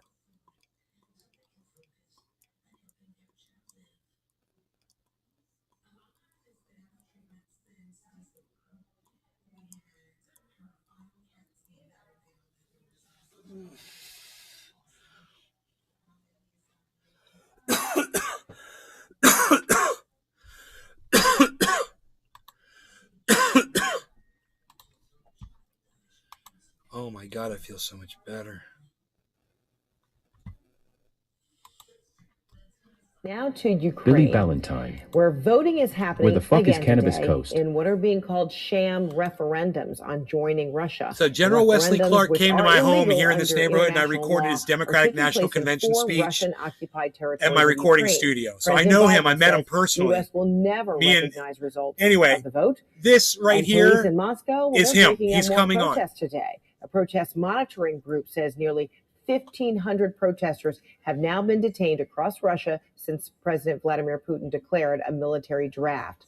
General Wesley Clark is a CNN military analyst. He's also the former NATO Supreme Allied Commander and a senior fellow at the Berkeley Institute. Good to see you. So we're hearing reports of protesters being conscripted, men from small villages who were fishermen also Wesley Clark being is based. drafted. So does it really help the Russian war effort to have untrained soldiers in this fight? Well, I think we're hearing the fringes of this, Frederica, honestly. I think they are pulling in people who've had prior military service. I think there are people in there who can help their performance. And so you're going to have some on the fringes who may be resistant. Hopefully it's more than the fringes. But I wouldn't take any great good feeling about this. The point is that Putin has doubled down on this. He said he's going to stay in the war. It's not 300,000, it's up to 1 million. And Marty's in the house. Nova Scotia and P.E.I. Hey, Marty, did you guys catch that? So, wow, nearly 1,500 protesters in Russia have been detained. Russian demonstrations, blah, blah, blah. And he's like, yeah, I wouldn't put too much stock in that. It's not having too much of a negative effect on what Putin's doing. And yeah, you don't celebrate this. All this means is he's fucking stepping it up and bringing more people in. If he's recruiting more people into this war and getting more people, more soldiers, that sounds like a problem. And whether or not there's 1,500 protesters that just got arrested. And that's the general's talking right there, man. He was the NATO Allied Supreme Commander. What? 300K up to 1 They mil. got that shit. He was that. I met that guy. One of the most powerful generals in the world. To command the most amount of people underneath his orders. He held that position. It'd be Kiev. And they have 20 plus million reserves. I recorded a track for him.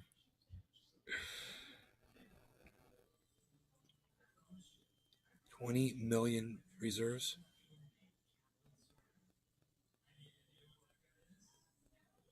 Dominic Leo. Nay, how you feeling better? Dominic, thank you for asking. I'm feeling 100% better. I feel like I'm back, so I know I need to rest. I need to just take it easy. Because when you're feeling like this and you go out and you go exert yourself and then you end up getting sick again. So I just got to take it easy. Take it easy.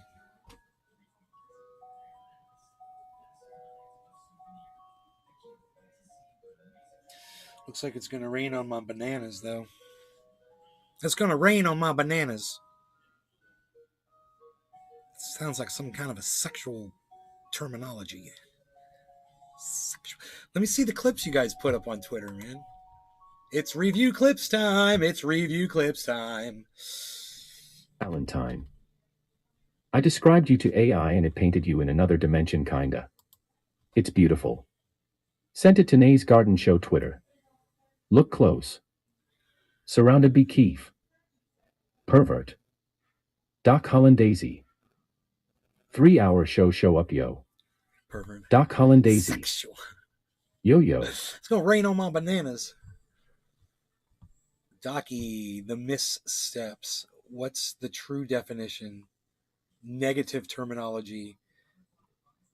Headline, cannabis. Nay's garden is on fire. Words matter. Stop. Rocks. Adam. Brown. Cannabis. I made a clip Kind that didn't have funny. audio for some reason. Kind of funny. Doc.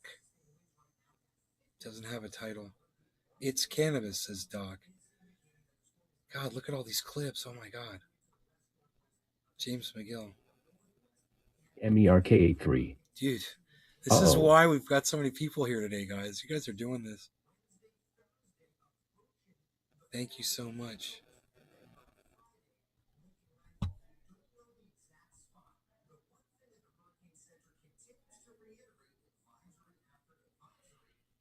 What is this?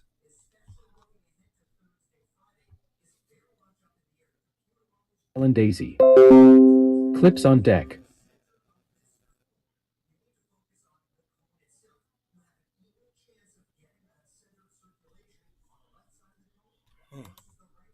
What the hell?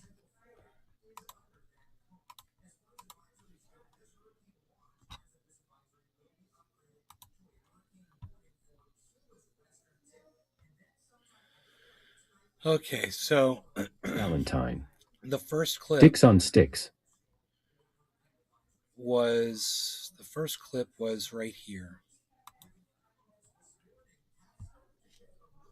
All right, let me tell you. Marijuana. These are short. Okay, here, let's do this. Dominic Leo. Dummy dum dum. Dummy dum dum. Let's watch these clips. All right, let me tell you, marijuana is a fake, made-up, racist word. You know, it's like the N-word is for humans. Coming from California, the M-word is for totally plants. fucked up medical cannabis. My phone's is almost dead now and very hot. You don't want to call them that word. We watching Nays Garden right? till the It's phone the blows up. You don't want to use that. LOL. Makes me sick. Huh. All right, let me tell you. It's too bad you're all talking over the clip, bro. Why are you doing that? Can't hear it when you're talking over it. It's too bad you're all talking over the clip, bro. Why are you doing that? Okay. True Leave was the first homegrown medical marijuana company to open a dispensary in Florida and now holds the lion's share of the state market at an estimated 50. You know, it's funny. This moron that wrote this article, I should write a letter to the editor and say, it's kind of funny how the guy who wrote this article was literally... Cat 4 heading your way, price of gas will go up. Interviewing people that are classy enough to call it cannabis for the very reason that the word marijuana is racist, while he insists in the titling and throughout the whole article to use racist terminology to refer to cannabis. Okay, that's a good one. Look at all these clips, man. Said spokesman Steve Vancore said, our goal has been since day one to provide high-quality, safe cannabis products. You see how the industry leaders refer to it? They call it cannabis. Isn't that nice? Billy Ballantyne. And this fits in squarely with the price of bears will skyrocket soon. Okay. True Leave was the first homegrown medical marijuana company to open a dispensary in Florida and now holds the lion's share of the state market at an estimated 50. You know, it's funny. This moron that wrote this article, I should write a letter to the editor and say, it's kind of funny how the guy who wrote this article was literally interviewing people that are classy enough to call it cannabis. That's what. For the very reason that the word marijuana is racist. That was the other clip. Okay. Said spokesman Steve Vancore said, was the first homegrown medical marijuana company to open a dispensary in Florida. The industry leaders refer to it? The lion's share of the state market at an estimated 50. You know, it's funny. This moron that wrote this article. So you guys are all putting up the same clip, which is fine. That's great. Thank you guys so much for doing this. Top of the hour. They fire him up. Constantly use cannabis as a way to get people to buy the paper because so many people are interested. It is top of the hour in California. How funny is that? Cheers. So you see front news all the time. Headlines would be around cannabis, and I used to take pictures of that shit and put it up on Twitter and shit. I'd be like, "Look, what's going on in California in the newspapers and shit." Florida is now doing the same thing. I could see that they are once again. Every industry is benefiting from cannabis, even the newspaper. Top of the hour. Doc Hollandaise, fire him up. Cheers. Thank you. That was a great one, Doc. That was the one.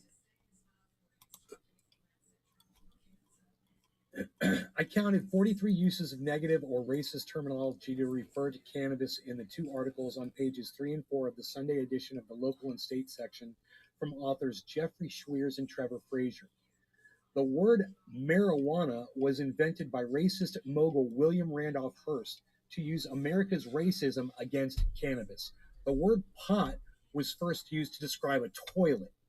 Neither of these terms are conducive to the cannabis legalization movement.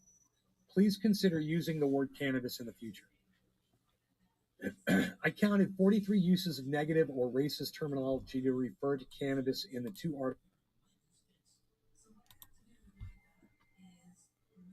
This is why people have Wait, Sabby, at that point, why don't you say what part of communism these countries aren't satisfying for your audience and for my sake? Okay, so just tell me in the future, if you ever see this video, maybe someone will make a clip and send it to you right here. And just be like, hey, Sabby, so, okay, what are these countries not doing to satisfy communism's true definition? That would be key. Okay, and make that point. China isn't completely communist. They have a form of capitalism. Right? Says you. I mean, maybe ask the people that are in internment camps in China if they feel like they're in a communist country. This is why people have to Sabby, at that point, why don't you say what? That was really good. I like that one. Now, so I'm asking you, Robbie, what's the excuse for the United States Of course, there are always missteps that governments make, but the United States is the richest. Of course, there's always missteps that governments Surrounded by Keith. 96 million LOL. are missteps, bro. 96 million. There's something wrong there. Doc Holland Daisy. So Clip he's got Gold a point Man. to laugh, Sabby. I'm just saying. This is called team playing here. This is what she's doing. She's playing on her team now. She's totally not paying attention to just what happened. She's in denial about communism too. She says it doesn't exist. Now she's going to defend it. Now, so I'm asking you, Robbie, what's the excuse for the United States? Of course. You guys are awesome. Thank you so much for all of the clips. Oh my God, I'm liking and retweeting everything.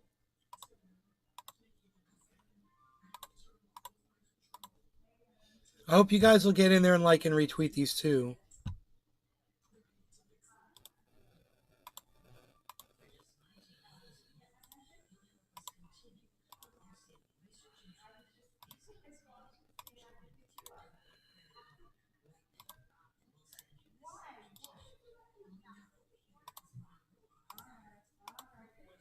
I would love it if you guys would like and retweet each other's tweets while I'm liking and retweeting y'all's tweets. That would be great.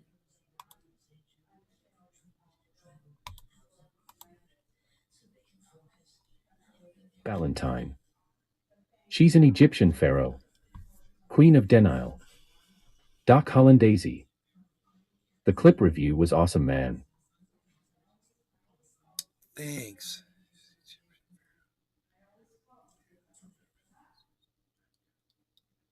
It was fun going over all the clips you guys made.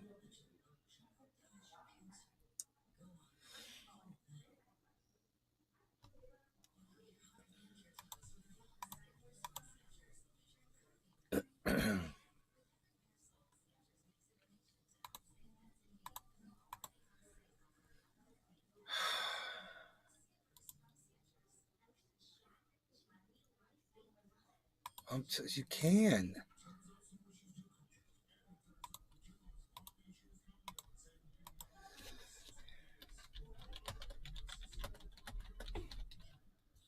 She's like, she can't blow smoke rings. I can. And I'm like, you can. Just fucking, you'll do it. Deported slave says, I don't understand the question.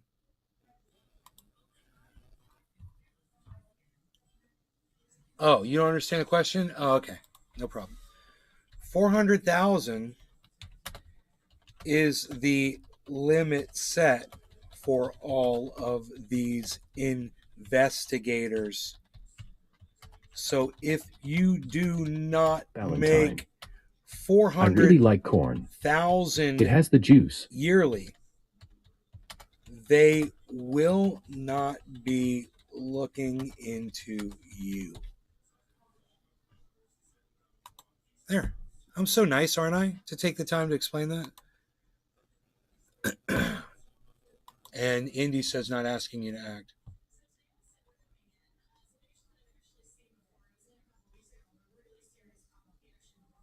Cool.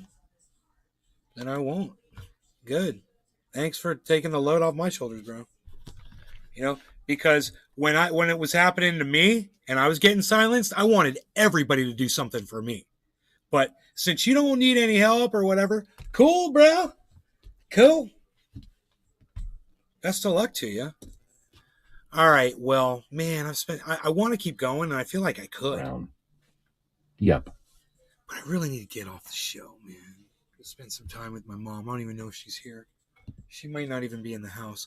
Let me go see if my mom's here. Give me a second.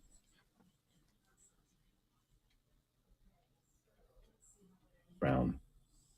Hashtag keep it open.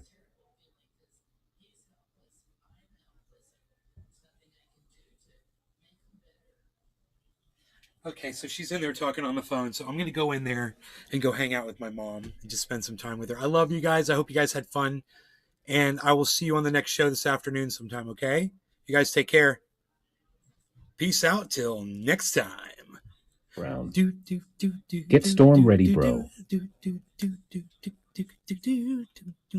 Nick Brown. Thanks, bro. Billy Ballantyne. It's the Time to put Lark the Davis song. Put the cows Hey, in let the me look barn, at too. crypto real quick before we go. just going to pull that up.